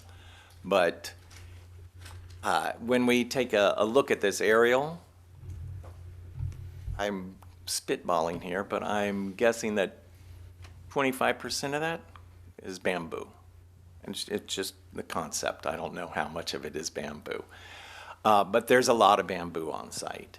And there is some lovely old trees. I can think of the two to spring to mind. There's also mango trees out there that are just, you know, I empathize with saving trees. Excuse me. But we're gonna, it needs to be balanced with being able to develop this site, which means roads and pipes and all kinds of good things that need to go in there. So on the other side of it, the city has some fairly stringent, I would say, requirements. Like I had to mitigate for trees that were 25%, and that stump that I mentioned that I had to mitigate for. So what we're doing is we're planting new canopy for the city. I believe that your requirements, you know, what we're required to do is correct. It's sufficient. It's fairly stringent in my view. What else did I want to cover on that? Should we talk about our waivers for a moment? I want to talk about our waivers for a moment. If you've got a picture of the plat, we addressed this early on with engineering. I believe it was in TAC review. It didn't get a whole lot of attention, but the parcels that are the single-family lots that face 22nd, we were asked to add a non-vehicular access line there because we didn't ever want to have additional, I don't know what we were thinking because there is going to be a wall there. But we were asked to put an NVAL there. And I believe the intent of the corner lots, I don't agree that these are corner lots, because I believe the intent of the corner lot extra width is for site visibility, and it's for setbacks, so you don't have somebody building a fence right on your sidewalk. This doesn't apply to those three lots because there's walls there and there's going to be landscape on both sides of the walls and whatnot. The reduction in, I believe it's lot number 6, which was the frontage, that we initially came to the city with a T setup, which the city didn't like, and they asked us to put in this curve, which I agree with actually. To make those widths of lot 7, 8, and 6 have the required frontage, we're allowed on these corners to reduce it by, I think, 40%, I don't remember. To make those 3 lots work, I would argue that this north parcel line of lot number 6, if you take it straight out, it touches that radius, and I don't think that I think that it fits well. I think it meets the intent of the code, And I believe we're allowed to have that reduction on that particular lot because it touches that radius, if that makes sense. That makes sense? Kind of, sort of? If I can just. Blank stares. No, I understand what you're saying. I'm just going by the fact that it doesn't look to me like it's touching the radius of that turn. I promise you that it does. I have this in AutoCAD. Okay. I would not make something up in front of Okay, you. well, I mean, I'm just saying, we have before us you're looking for consideration on 4 lots. Yep. So, Yep, and I wanted to kind of address that and bring that to the, it's probably in your backup. I probably have written this and made the justification statement. I just wanted to kind of talk it out. Anything else we need to talk out? If I could make a clarification on the limited access easement that's along northeast 22nd Street and then for a portion of North Swinton Avenue. So we needed the limited access easement to occur along northeast 22nd Avenue because of the classification of that road.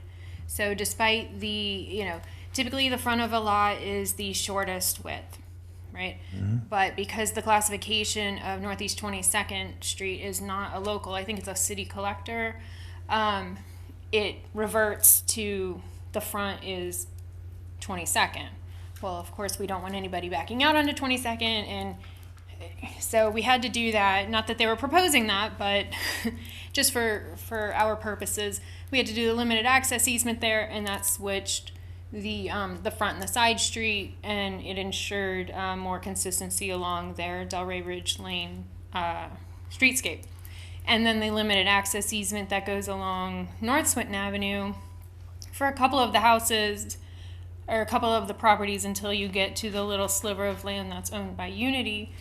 We needed to do that to ensure, again, no access onto Swinton, but it stemmed from the same reason that Swinton is a city collector. We wanted to make sure that the front was on Delray Ridge Lane. Right, and if I had that wrong, I apologize. You did not. I just wanted to elaborate a little bit more. Ron would like to say something. Do I need to be sworn in if I say anything? That's up to Mr. Chair. yes, you do. Yes. Okay. Excuse me, Oh, I have no idea. have you been sworn in? Who are you, sir? I'm the developer.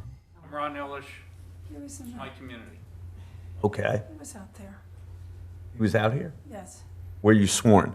I was not, I came in a little late. I came in after 5 o'clock. Okay. Okay. I just want to make sure I'm doing it right.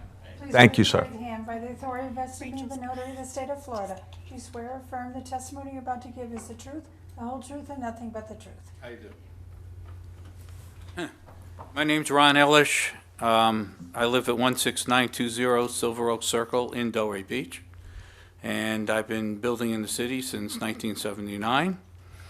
We continue to build in different communities.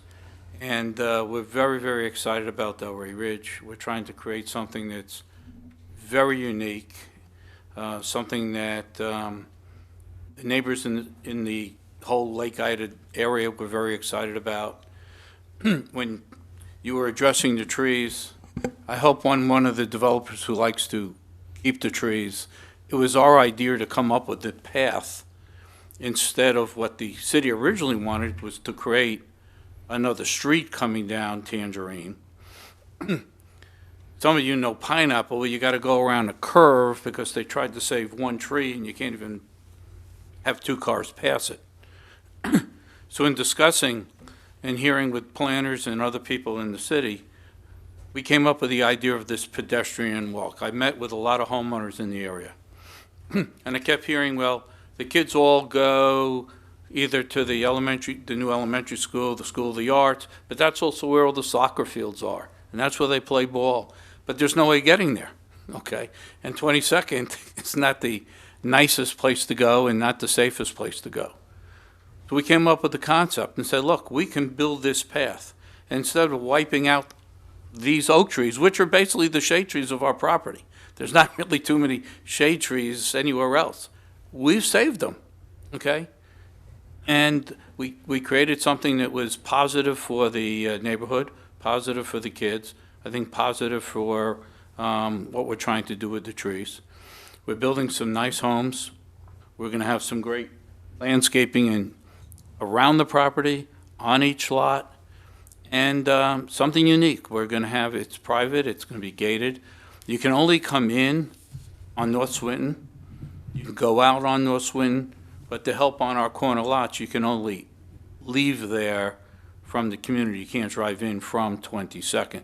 So we've tried to keep that also much safer, because when school's back in and sometimes the parents park on 22nd, we don't want to cause any conflicts. And I think we've hit all those. So we're very passionate about what we do. Again, we've been building in the city for 40 years, and everything we've done has been first class. We think this is very unique, and again, we look for your support. The original developer who was under contract wanted to do townhouses, and then they wanted to put in 20 units an acre. We're zoned for 16, we're only putting in 14. And we've added all these other things.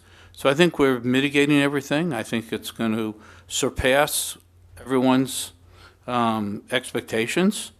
And I know the residents all around the area are very excited also. And we want to make it even nicer than what it is.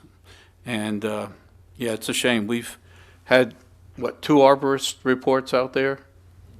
And yeah, some of the stuff is just, it's a shame they weren't kept up with, but the McGloins, who I bought the property from, understood it, and that's the way it was, and it was nice 25 years ago, but I think what we're going to do, I think you're all going to be proud, and that's what's very important to me. That's what we do as a company, and we want to continue. So we look forward to your support. Thanks a lot. Thank you, sir. That being said, you have nothing to add, Ms. Alvarez? I'm here to... Questions from the board? Yes, that. Great. Well, I'll turn it over to board discussion, and I'm looking around to my colleagues. Who wants to start? Ms. Howell? Well, I have a number of things, but Please. before I go... Oh. Sorry. It is a... No, I've got to have the red light. The red light. Oh, sorry. Okay. Before I go to the tree issue, can I just ask a couple of questions about, are they corner or not corner lots? I saw the material in our backup which stated that they did not believe they're corner lots. I've heard that here in the presentation tonight. What is the city's position on that? Per the code, they're classified as, or considered corner lots. So they do not meet the minimum for those corner lots, is that right? Right, and that's why we have requested them to be processed as waivers. I see, okay. Well, I do want to address the tree issue and the tree canopy more specifically, and with all due respect, I beg to differ. I've walked that, and a lot of that canopy is not just bamboo. So I think if you all looked at the tree disposition plan, you probably saw the same thing. And, you know, there's 6, as we know, down here, and they're located, those are 5 being remaining and 1 being relocated. And they in no way make up for the tree canopy that we're losing in that lot. I know the area well. I live up in the north part of Delray, and I also know that a number of neighbors are very concerned about losing the tree canopy. They like the quality of your project, but it doesn't meet a lot of the tree canopy concerns. And as someone who served on the steering committee for the comprehensive plan, I want to add to Amy's very thorough presentation. In conservation, sustainability, and resiliency, it states in goal CSR 1 that we want to increase the percentage of our tree canopy coverage. In CSR 4.25, we talk about continuing to maintain, implement, enhance regulations that protect and preserve native trees, including those in areas of native vegetation. In CSR 4.2.11, we say, continue to require the conservation of trees and extensive native vegetation in redevelopment and new development projects, which I know you're doing some of those trees in this project, which is great. But the question is, that I have, is that we've stated many times that we want a tree canopy here. We want to maintain it, we want to enhance it. That's what our comp plan says. That's what our commissioners said when they passed the comp plan. And yet, as we know, we have a tree ordinance that's in process, and it's not quite ready yet. I think if COVID had not happened, I'm sure our hardworking staff and commissioners would have already have completed it. So we know that is an issue. SPRAB, I went back and watched their meeting, and they basically, 6 out of 7 of them voiced concerns about the 300 trees being removed. They talked about things like the tree canopy. They talked about the lack of replacement of trees with shade trees. They discussed the fact that they wish that the private street would have shade trees instead of palm trees. They objected to the demolition of the 300 trees. They wish we could have more mature trees and plants. So even though they passed it, I would say it was somewhat of a tepid approval for us to consider. And I guess what I would say tonight is I do think that the developer's done a nice job with the quality of the development overall. I'm just wondering if Mr. Ellis would consider doing something where we had a little more tree canopy preserved and perhaps more shade trees in the development as opposed to palm trees. That's my comment. Thank you, Ms. Howell. Mr. I'll just ask, does the applicant wish to respond to Ms. Howell now or not? Sure, absolutely.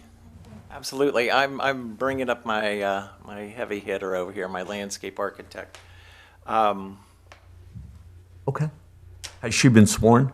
She has been sworn. She has been I was sworn. here with her. And do you want to answer that? You want me to answer it? There's a lot of things to answer, yeah. So, starting with all of this. What's your name? My name is Rachel Powell, and I work for PLA Design Studio, the landscape architecture firm for this development. And could you just state the address for the record, please? Mine? Yes, no, the Oh. business address where you work. Oh, 2385 Northwest Executive Center Drive, Suite 240, Boca Raton, 33431. Thank you. So there are 181 trees on the site as defined by the city code, and there are 110 palms as defined by the city code. We are removing 175 and replacing 229 trees.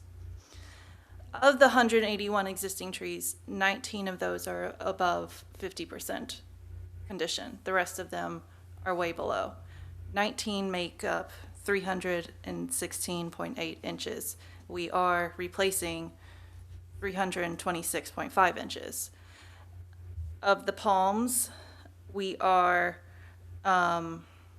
97 of them are above 50% condition that we are removing. Only 7 of those have we determined needed to have a mitigation fee put into the city because the code reads that for above 50% you have to replace height for height. So those were 30 to 40 feet, and you can't really get palm trees that big.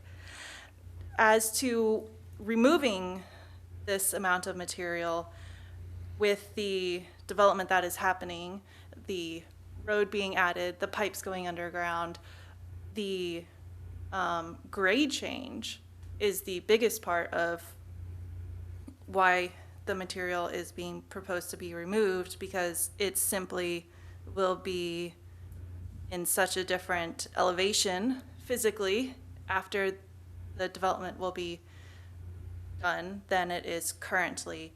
So that. Yeah, that's right.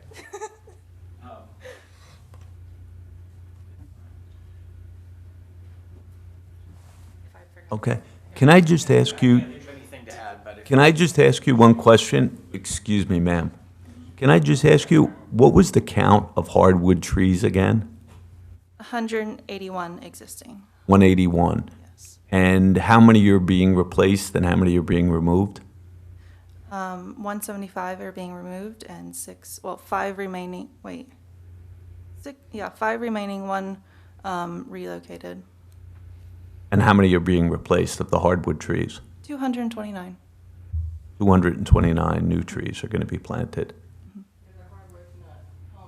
Those are hardwoods, not palm trees, correct? Right, 110 palms are existing and 131 palms will be planted. Placed. Yes. Right, but 229 hardwood trees will be replaced. Yes. What is the average trunk circumference on that, or how do you measure it? The DBH, some are 2.5 inches, some are 3 inches, and a few are 4 inches. Circumference? DBH, diameter at breast height, so like right about here. Okay, 2.5 inches? The city code does not define a minimum DBH that a tree needs to be planted at. Okay. But rule of thumb is, I thought it was 2 inches. 2.5 inches. So, if I may. Please, Ms. Blankenship. Thank you so much. Have you reached out to local organizations like Community Greening or other people that would be willing to perhaps relocate those trees instead of just cutting them down? Anything like that has gone on? Yes. Yes is the short answer, I'm looking for a long including. answer. What? I'm looking for a long answer. Well, I'm not done. But the short answer is still yes. The longer answer is we've reached out, including the Parks and Rec in in Delray. Where are we? In Delray Beach, and not to get too far into the weeds of some of this stuff, but you know she's right about the grading and how we develop, and it's not the survivability of some of these things to relocate them. And I mean, it just, you know, from a development standpoint, you know, we would think, well, I could give these huge palm trees to somebody that can use them, right? Nobody wants them. They don't want to pay for having them People moved. in general, did you specifically ask people? They We asked. I mean, Who did you ask? I'll let I'll let Ron answer that question. Thank you. Okay, you want me to stop Well, talking? I would just let you know that we've reached out to nurseries, to all kinds of landscape companies, reached out to the cities, parks. No one wanted the trees, no one wanted to move them, no one thought they were worth anything. We're trying to replace them with a whole bunch of nice new trees. Well, I appreciate I've where reached you're out, coming I'm from, telling but you. These are established, even though, you know, they are established canopy. It's an established canopy in a city that is rapidly losing its canopy. And as Ms. Howell pointed out, it's in our comprehensive plan in multiple locations about preserving and enhancing our tree canopy in the city. Where I understand what we're here for this evening for the plat, but there are plat lines that run through the trees that, you know, I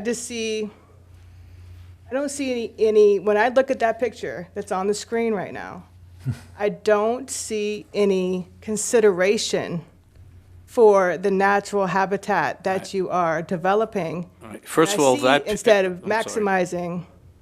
That's a picture that's going to be used in the sales office to define lots 1 through 14.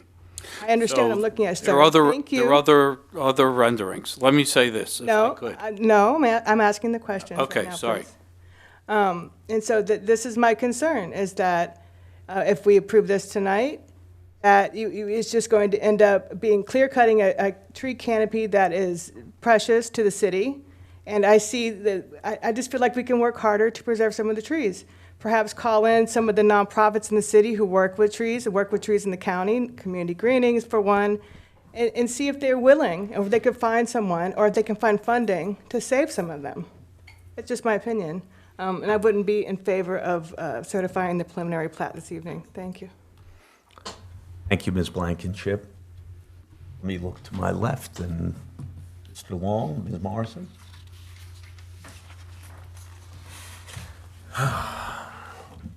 This is tricky because the first board I ever sat on in this city was the Green Implementation Advancement Board. I'm a big environmentalist. I care deeply about the tree canopy. But I know Mr. Hendricks, and I give them the benefit of the doubt that they've done their due diligence here. It seems like they have exceeded the required mitigation that they need to. And I also understand, because I know the guys at Community Greening very well. I've worked with them. I volunteer with them constantly. There is a low survivability rate when you remove old trees and try and replant them, and it's an expensive thing to do. So I don't know that that really is a viable option for them. I don't know. I don't know that it isn't. But it does seem like they made a good faith effort. I appreciate the multimodal pathway that they're putting in. No one is really doing that yet. It's something they really had to do. And they're doing that as a good faith effort to, I think, preserve more trees. And they're putting in more newer trees. So I would like to give this applicant the benefit of the doubt that this is going to be a good project for the city, and that ultimately we will have a full tree canopy in this area with healthier trees and getting rid of some of the invasive stuff like the bamboo and some of the other crap that's there. So I don't know. I'm inclined to support this project at this point. Thank you, Mr. Long. Mr. Weinberg or Ms. Morrison? Well, I do have a question. Is there anything being done with the old house that's on that property? Well, the old house, literally in the last year, people have scavenged the house. There's not much left of the house. It's been ripped apart. People have been trespassing on our property. It's been a disaster. Removing? Yeah, there's nothing left. Floors, ceilings, patio, roof, and even when I discussed it with the McGloins who, lived in the house, they realized also, it couldn't be, it's been patched and patched and patched over the years. So at this point, it's dangerous, and, the only hope Was there an is really attempt to prevent people from entering the property? Oh, we tried. We had no trespassing signs, but they're Gates. there. We have 3 homes on the property, as you probably know. One's on the corner, which is pretty obvious. Right. That's been a party house for the last year. Okay, the center house, also been, I guess, a party house, but on weekends, people just go up and take everything out of the house. One person asked me, and I told them okay, and on Saturday, last Saturday, I drove up, and there's a pickup truck right there. They say to me, "Who are you?" I go, "No, who are you?" It is what it is. So there was no attempt to preserve the house at all? I don't think it could have been really preserved at all. I mean, we looked at that, but I'm trying to explain to who we are as developers. We look at this. We've been building in the city for 40 years. We do a really nice job. You can ask anyone on the staff and give you a list of all our homeowners. We're very sensitive to what we're doing. If it wasn't us fighting the city, they would have had all those oak trees torn out. Okay? It was us who created the program, and finally they said, okay. We tried it. That's who we are. That's who our group is. We're very, I'm not the typical developer who just knocks stuff down and then leaves a blanket. We're building expensive homes. We're doing a lot of landscaping inside the walls, outside the walls, around the homes. It's something that everyone's going to be pretty proud of. And if we didn't do it, and if I didn't do it, our reputation was, we wouldn't sell houses, we wouldn't be building. And we're very proud of what we do. It's my name. Is it possible to design 14 houses in such a way as to minimize the grading required? Obviously, it's easier to build on an open site. To minimize both the grading and to take advantage to some degree of any of the trees that are viable, build around them. Well, here's what's interesting about the site in our community, which is also going to be very unique, definitely in Delray Beach. We're on the ridge, that's why we're calling it Delray Ridge. There's a grading difference literally from 12 up to 22, from 22nd up to our top lot in the north east corner. So the whole street has a pitch up. Every every lot jumps by about 10 to 12 inches. Mhm. Every lot. So this is not a typical flat, buying a farm, this is actually be a very unique, little community that has a streetscape that goes up, that you'll see terraced of all the landscaping because of the, and 8 of the lots actually, because we're so high, we actually can put basements, which will be pretty unique in not just Delray, but all of South Florida. The question is, Really are there look at any a lot of trees? things.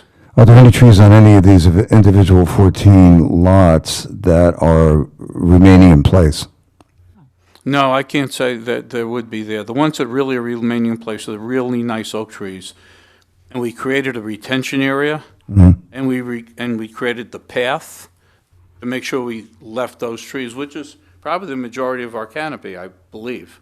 But I don't, statistics-wise, I'm not, I don't know that much about that, but that was a big part of it. But I think when you see, as you're driving up in each house, I think when you see the new trees, whether it be the canopy trees or the oak, the palm trees, it's going to look pretty neat. I mean, it's going to have this whole terrace effect.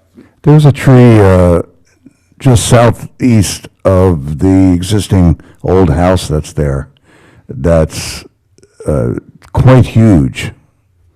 The one in the center of the circle? Yeah. What's that? Is that just the big ficus tree? Is that a ficus? Yeah, yeah. That's coming out. Yeah. What McGloin told me, like when they originally planted these things, years ago, and they were keeping up with it, and then literally the last 10, 15 years, they just couldn't do it anymore. And, you see now, you can't even drive up the driveway. It's, it's just overhanging stuff. We actually had to trim some things back this week because we couldn't, FP&L needed to get rid of some of the old abandoned power poles because you had some of this stuff just growing through the power poles there. So we've tried to do things to really help the whole neighborhood, so, and we're going to continue to do that. I think it's just going to be a spectacular. We're going to try to take care of all the concerns that you have or anyone else, just who we are. And I think you see that in the plan. I don't think you can really look at that site plan. That was a marketing thing, but It's a different tree. we're planting a lot of trees, okay? A lot of trees. And it's got to be nice. Our homes are going to be expensive homes. So I'm not going to deliver a home to somebody that What range? a little. We're going to be in the 3 to over 4 million range. For each of those homes? 3 million to 4 million. No Mhm. more. Well, I guess the determining factor is if it's on the page. Despite anybody's good intentions, if it's not delineated on the page, that's what the controlling document is. Well, I think we do. We have a lot of the You plans. do that, particularly with the hardwoods, right? Well, you could address those more than I can. It was my instructions. This is what we want. We want a first-class community and something that we're going to be proud of. Okay? But I think you've got it on a lot of the plans. Let's take it a little further. Let me answer. Well, there is a saying that sometimes you can get what you want and lose what you had. That's why I ask. And it's interesting when you drive around town. This is maybe out of the Roberts order, but when you drive around town, it's of course, having built houses myself, it is easier to start new every day. It's easier to start with a somewhat blank canvas. And as some of my colleagues have pointed out, the city has taken quite a hit since land values have been rising so astronomically. In terms of that old established canopy. There are other projects on Swinton where, when you talk about building around a tree, it's harder. It's harder to build. It's got to be more creative. You can't just build a box. And the market seems to, at least we're told, the market is very interested in building boxes these days. Not so much 40 years ago. Maybe not so much 25, 30 years from now. So, but the concerns that my colleagues have there's a lot of vegetation up there. Yes, overgrown, making it more difficult to build a subdivision. And you're right that very few people will go to the expense of taking out a tree, moving it, having it die, most likely, particularly older trees. But and we're not necessarily supposed to comment on renderings, but your landscape plan, I'm sure those trees are going to be nice in 40 years. Yeah, exactly. Thank you. I mean, I'm sure they're going to be beautiful, but, how do you get what you want? What's the solution to getting what you want, but not losing all that you had, other than the 5 or 7, oaks which are protected? Can I jump in here? Hmm? Can I jump in here? Joy, thanks for calling me the other day. And I want you to know that I went back and looked at what we are talking about now, which is the ficus tree in front of the center house. And I looked at it on our proposed plan and looked at see how, can we do it? Because I wanted to make sure. So let me talk about the ficus tree for a minute. The ficus tree is a ficus tree, which means there's roots from here to far, far away. So it's hard to build around that and then have a successful community after that. The roots of the ficus tree will get into everything. If you cut them too hard, the ficus tree will fall over. But I wanted you to know that I went back and looked at it, cited it on the plan and said, let's look at this. Can we do it this way? And I agree with everything. If I want a cookie cutter house, I will go west. There's lots and lots of cookie cutter houses with minimum landscape, fancy entrances. I can buy them all day long. This neighborhood, this side of the world is unique, where we've got historic homes right next to a contemporary home. There's neighborhood foliage that, has been there for a long time and will remain there. What we're doing is refreshing the foliage for the next term for our kids. So we've kind of covered a lot of this, how we can actually do it from the beginning, scraping, making the land work, putting in the infrastructure, putting in the sidewalks and whatnot.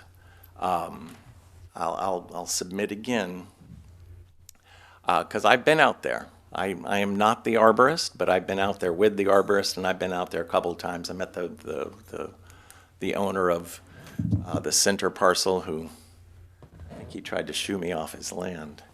What did he say? Anyway, so did that address the ficus tree? I know that's what you were talking about, that one particular one. Yeah. Okay. And the rest of it, and I'll just finish this out, I'm sorry. I know you see these trees, and I appreciate it and think, hey, that's really a tree. I just need you to know that at the end of the day, we're replacing that canopy is what we're doing. That's why we have these regulations. That's why we have these ordinances in place, so we can replace our canopy. And I think Delray's regulations are, because I work with all kinds of cities, are well done. Thank you. Can you remind me what the DBH is on the average hardwood tree you're putting in there? 3 inches? 3, 4. I think you said 2 a couple of minutes ago. You said 2, 2.5. Right. There's some conversation about this. I believe the city minimum is 2 inches. I'll let her speak to it, but It's fine. Ms. Morrison? You got the concept, right? Yes, thank you. Ms. Morrison? I agree with my colleagues that the tree situation is disturbing, but this is an R1AA zoning area, so what's more disturbing to me is the size of the waivers that you're requesting. These are not 3 to 4 foot waivers. The minimum waiver looks to be 10 feet and goes up to 15 feet, and that's just not acceptable. Thank you, Ms. Morrison. Okay, let me chime in here. A number one, I'd like to follow up Ms. Morrison's statement. You know, I think the waivers on these lots, let me say for the record, I served on the Board of Adjustment and chaired the Board of Adjustment for a period, and I see a number of these lots coming into Board of Adjustment in 5 years saying, I can't fit a pool, I can't fit this, I can't fit that, and could you please give me some consideration? Because I think it's going to be a very, very difficult fitting $3 or $4 million house, and the square footage that will entail, and a pool and other amenities within the setbacks, especially on these corner lots. In fact, when I looked at lot number 7, I mean, where I come from, we'd call that a flag lot. And it probably wouldn't be allowed. I didn't know Delray Beach allowed flag lots. Me neither. And with that, Ms. Alvarez, I'll just ask you, do you consider that a flag lot or no? No, we didn't think that it met the same type of flag lots that we actually do have. We have a few of them. Right. But because the frontage does meet the minimum, what is it? For the radius, 40%, because it's on a radius, 40% yep. reduction. So it meets the frontage requirement, and then the balance of it meets the rest of the criteria. So I get where you're coming from, for sure. Sure. And can I ask you, like on lots number 1 and 14, assuming the houses would front Delray Ridge Lane that are on those properties, what would be the setback? So the side street setback Yes. from the property line on Northeast 22nd Street Yes. is 15 feet, and the side interior and the rear are 10. 10. That's what I thought. Okay. So effectively, can't really see what the width is on those lots. I don't think it appears here. So the width, I mean, it's tough to tell on the corner lots because of the radius of the corner, but, right, so, you know, 25 foot of the lot width is going just out the door because of your setbacks. Doesn't work. You know, I think that, listen, I appreciate what the developer is trying to do. Know them by reputation.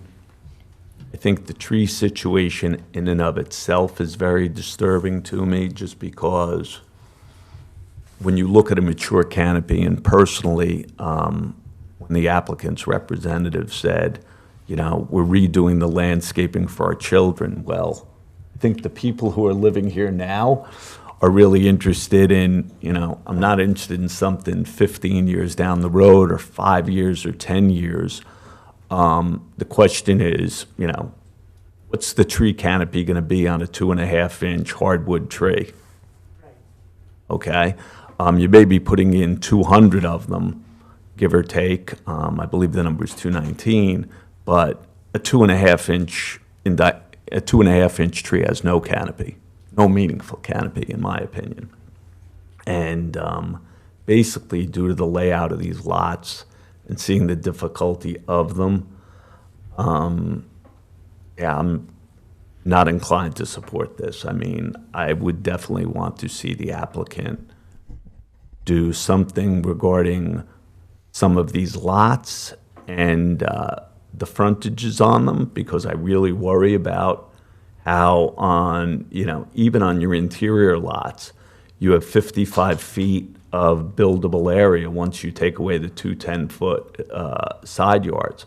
So you have 55 feet wide. And then when you go deep on that house, I think putting a pool on some of these lots, especially, let's say, lot number 12, which backs up to Swinton, you know, I just think it's going to be, like I said, it's a recipe for a lot of these people to come to Board of Adjustments for ancillary structures, pool houses, and everything else.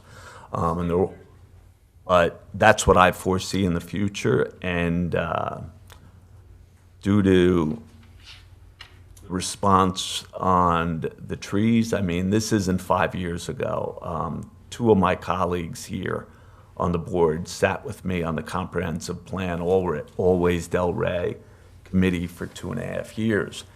And, I think that the attitude toward trees in this city is not the same as it was in 2016. It's just not. And people have a much greater awareness of it and a much greater desire to preserve it. And, for that reason, that reason and my concern on these lots is the reason you're not going to get my support tonight. So, Can I make a thank you. note about pools? Excuse me, I didn't ask a question. No, So- make a motion? Unless anybody That else. my said. I've had my say. Chair, this is William. Yeah, I want to confirm with Amy, but I believe the way our plat system works in the LDRs is that this board is the sole determination for the preliminary plat, as they call it. Yep. And then once that's approved, it's allowed to go to city commission. If the board were to make a motion right now and it finds that the preliminary plat is inconsistent with the standards in 323 or for the waivers, the plat is in effect dead at that point, just as we were discussing with Mr. Ducko's conditional use request. I've heard enough concerns from the board that I think it would be consistent with the board's actions in the past to offer the applicant the opportunity to come back Fair. if they'd prefer to do that instead of proceed with a vote. But I just wanted to make it clear to the board that a denial would work to kill the application. It's not just merely going to city commission with a recommendation for denial. Well, as in the previous cases, I'd be amenable to a postponement to a date certain so the applicant wouldn't hear any. No date certain is necessary since there was not a public notice Was not a required public for notice. this. Perfect. Correct.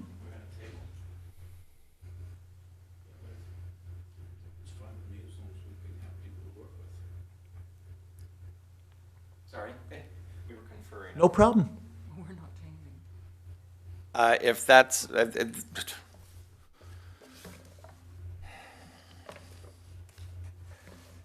yes, if that's the, we are not opposed to tabling this. Okay. Thank you. We've heard from the applicant. Can I get a motion in that regard? Or how about a motion just in general? Whichever motion you'd like I'd to be make. happy to make a motion. Please, go ahead. Move denial of the preliminary plat for Delray Ridge, finding that the request is inconsistent with the comprehensive plan and does not meet criteria set forth in the land development regulations. Second for discussion, I think tabling it's more appropriate, but would like to hear the will of the board before we all vote on a denial. I have to say, I was amenable to tabling it with the understanding that, let's just say, with conveying that if the applicant comes back and expects a reconsideration, there should be some significant changes to this plan. Agreed. Okay? However, their attitude, that may not be something they're interested in pursuing. I don't know. Mr. Chairman, I would agree with you that a second look somewhere down the line at addressing these issues. Significant issues, yeah. They're significant, yeah, they are significant. Rather than an outright denial, I would, so to speak, give another bite of the apple to try to deal with that. As you say, a 2.5-inch tree has no diameter tree. canopy. Well, it's a sapling, essentially. And They just and planted it's them on great, the and lot at the saplings corner should of be Lake Light in planted. Congress. Exactly. But there is I was in a neighborhood outside of Miami the other night, and I was struck by, as a town, a village, at the effort that was made, a lot of new building, at the effort that was made to keep the canopy intact.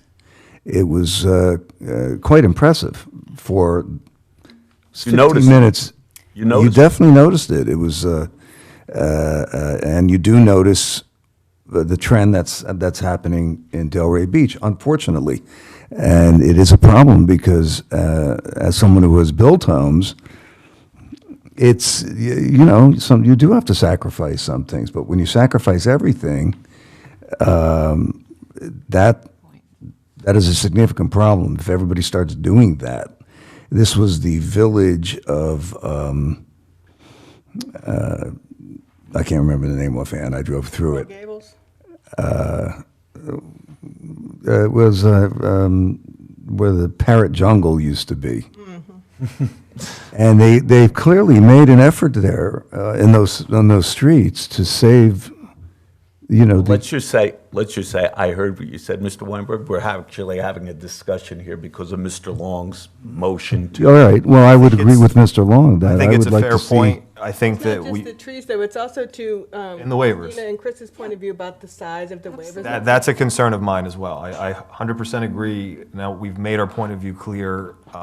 Since it ends here, and they can't take this further if we kill it tonight, I'd like to give the applicant the opportunity to reevaluate their approach and come back with some significant changes. And then if they haven't, then it'll get denied. Okay, so let's just. That's my Let me- opinion. Let me just, I appreciate your position, Mr. Long, and I appreciate your position, Mr. Weinberg. Let me ask, excuse me, Ms. Morrison. Sure. I want to ask Ms. Blankenship, would you consider amending your motion? No. Okay. Would she consider withdrawing her motion? No.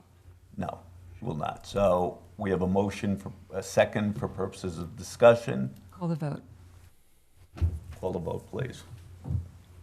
And just a reminder, this is a motion to deny the preliminary plat. Yes, that's correct. Say that again, please. This To is a motion deny. to deny the plat.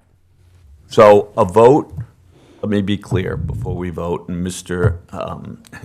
Bennett can correct me if I'm wrong. So a vote of no on the motion, okay, will negate the denial because we're voting to deny it. Right, a A vote of- yes vote will deny the project, and they will not get another day. So do we all understand that?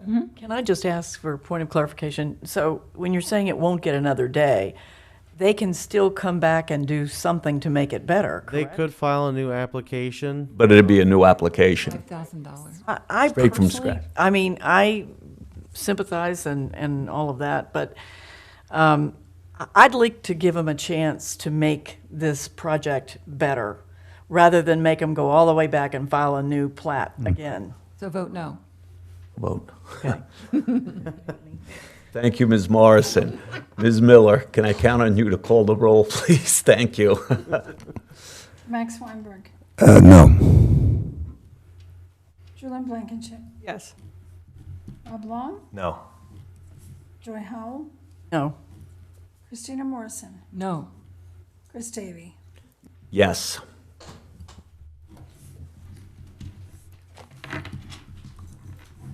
The noes have it by a vote of 3-2, correct? Or 4-2, thank you. I forgot, so- only Mr. Zeller left, thank you. So that motion failed to have a pass, second so now motion? there's no action has been taken, so now the board is able to propose a new motion. So move to table the preliminary plot for Delray Ridge to give them a chance to correct. You just have to say motion to table. Motion to table. Second.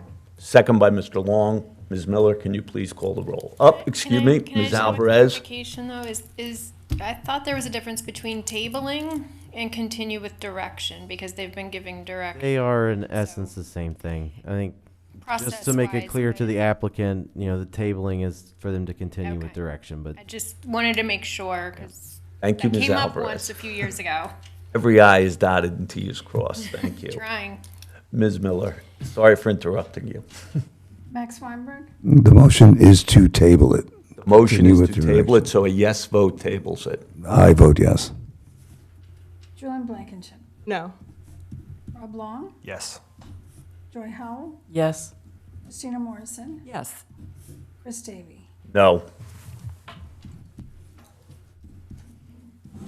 Thank you very much. I assume you'll be in touch with staff? Yes. Thank you very much. Thank you. We'll make a that- spectacular 11-unit property. Excuse me? it will make a spectacular 11-unit subdivision.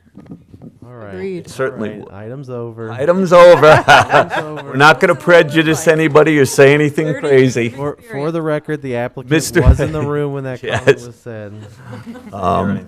And since our agenda was amended, so item 9A has been withdrawn, you mean there's going to be no Harley-Davidson dealership on Atlantic Avenue, east of the Intercoastal? It's only withdrawn, give it a minute. Start any He'll be rumors? back. He'll be back. It'll be back. East of the Intercoastal? No Federal highway. Without... Anyway, Uh, time for staff comments. Yes, just a few updates to go through the list of things that we've been working through and processing, things that you've already seen here. The Railroad Corridor Subdistrict Workforce Housing LDR amendment, that was our last one that came in without sponsorship. It was at your August meeting that I was not at. You did not support it overall based on the vote. It's going to first reading November 2nd, and we're looking at December 7th for second reading. The Board of Adjustment ordinance, first reading is tomorrow night, second reading, we're looking at November 2nd. So these are all moving through, so just, we like to keep you all updated on things that you've looked at and discussed very thoroughly. Seawalls are looking to be adopted November 2nd, domestic animal services. Finally, you guys saw it twice in June and July, is up for adoption tomorrow, hopefully. CBD expansion South Pairs neighborhood subdistrict, we had the workshop on October 12th. I think that was last week. And second reading is December 7th. Green building ordinance, we had a workshop for that last week as well with the community. Commission will have a workshop to review it November 9th. And then public hearing December 14th to adopt some version of it. Upcoming meetings, just to make sure that you all know, we're going into holiday season. November 15th, that's our typical date. It just seems a little bit early. December 13th, we moved that up. I think that was Julian's suggestion a few years ago, and so we've kind of kept it moving. So that's just the second Monday of December. And then, as always, January and February, we go to the fourth Monday of the month because of the MLK holiday in January and President's Day in February. So just so you know for your calendars, if you're traveling or, you know, have any other entertainment engagements, no, you've got the next 4 months covered. And that's it for me. Thank you very much, Ms. Alvarez, as always. Mr. Bennett, Yep, nothing from our office. nothing from the penalty box? Nope. Okay. They really have to, like, bring you up to our level. I mean, it's, So funny. We could get you a standing desk. I don't There we mean, go. needless to say, I don't mean intellectual. Oh, yeah. I know, I don't see him over there. I'm seeing like the mask. Yeah. And William will apparently not be with us for the next 2 meetings. So, What? Where are you going? You'll see him next year. Yeah, just, well, I'll be missing December because that'll be my 40th birthday, so. 40th. Yeah. How do you celebrate? Now I really don't like You're young. You're so young. That's in November. 40th Thanksgiving. You said December. No, I'm missing November as well. I think November is November I'll be in the Keys for a friend's wedding. So they're getting married on Sunday, and I don't really want to get up really early and drive all the way back and after a wedding. So, but I spoke with Kelly Brandon, who routinely sits with the Historic Preservation Board, and I think she's going to be covering both of those meetings. So I'm sure you guys will enjoy. And there's some of you, Mr. Bennett that are in told us to past, be so. hard on you. Great. Well, meeting's adjourned, everybody. Thank you all for good Thank you. discussions tonight.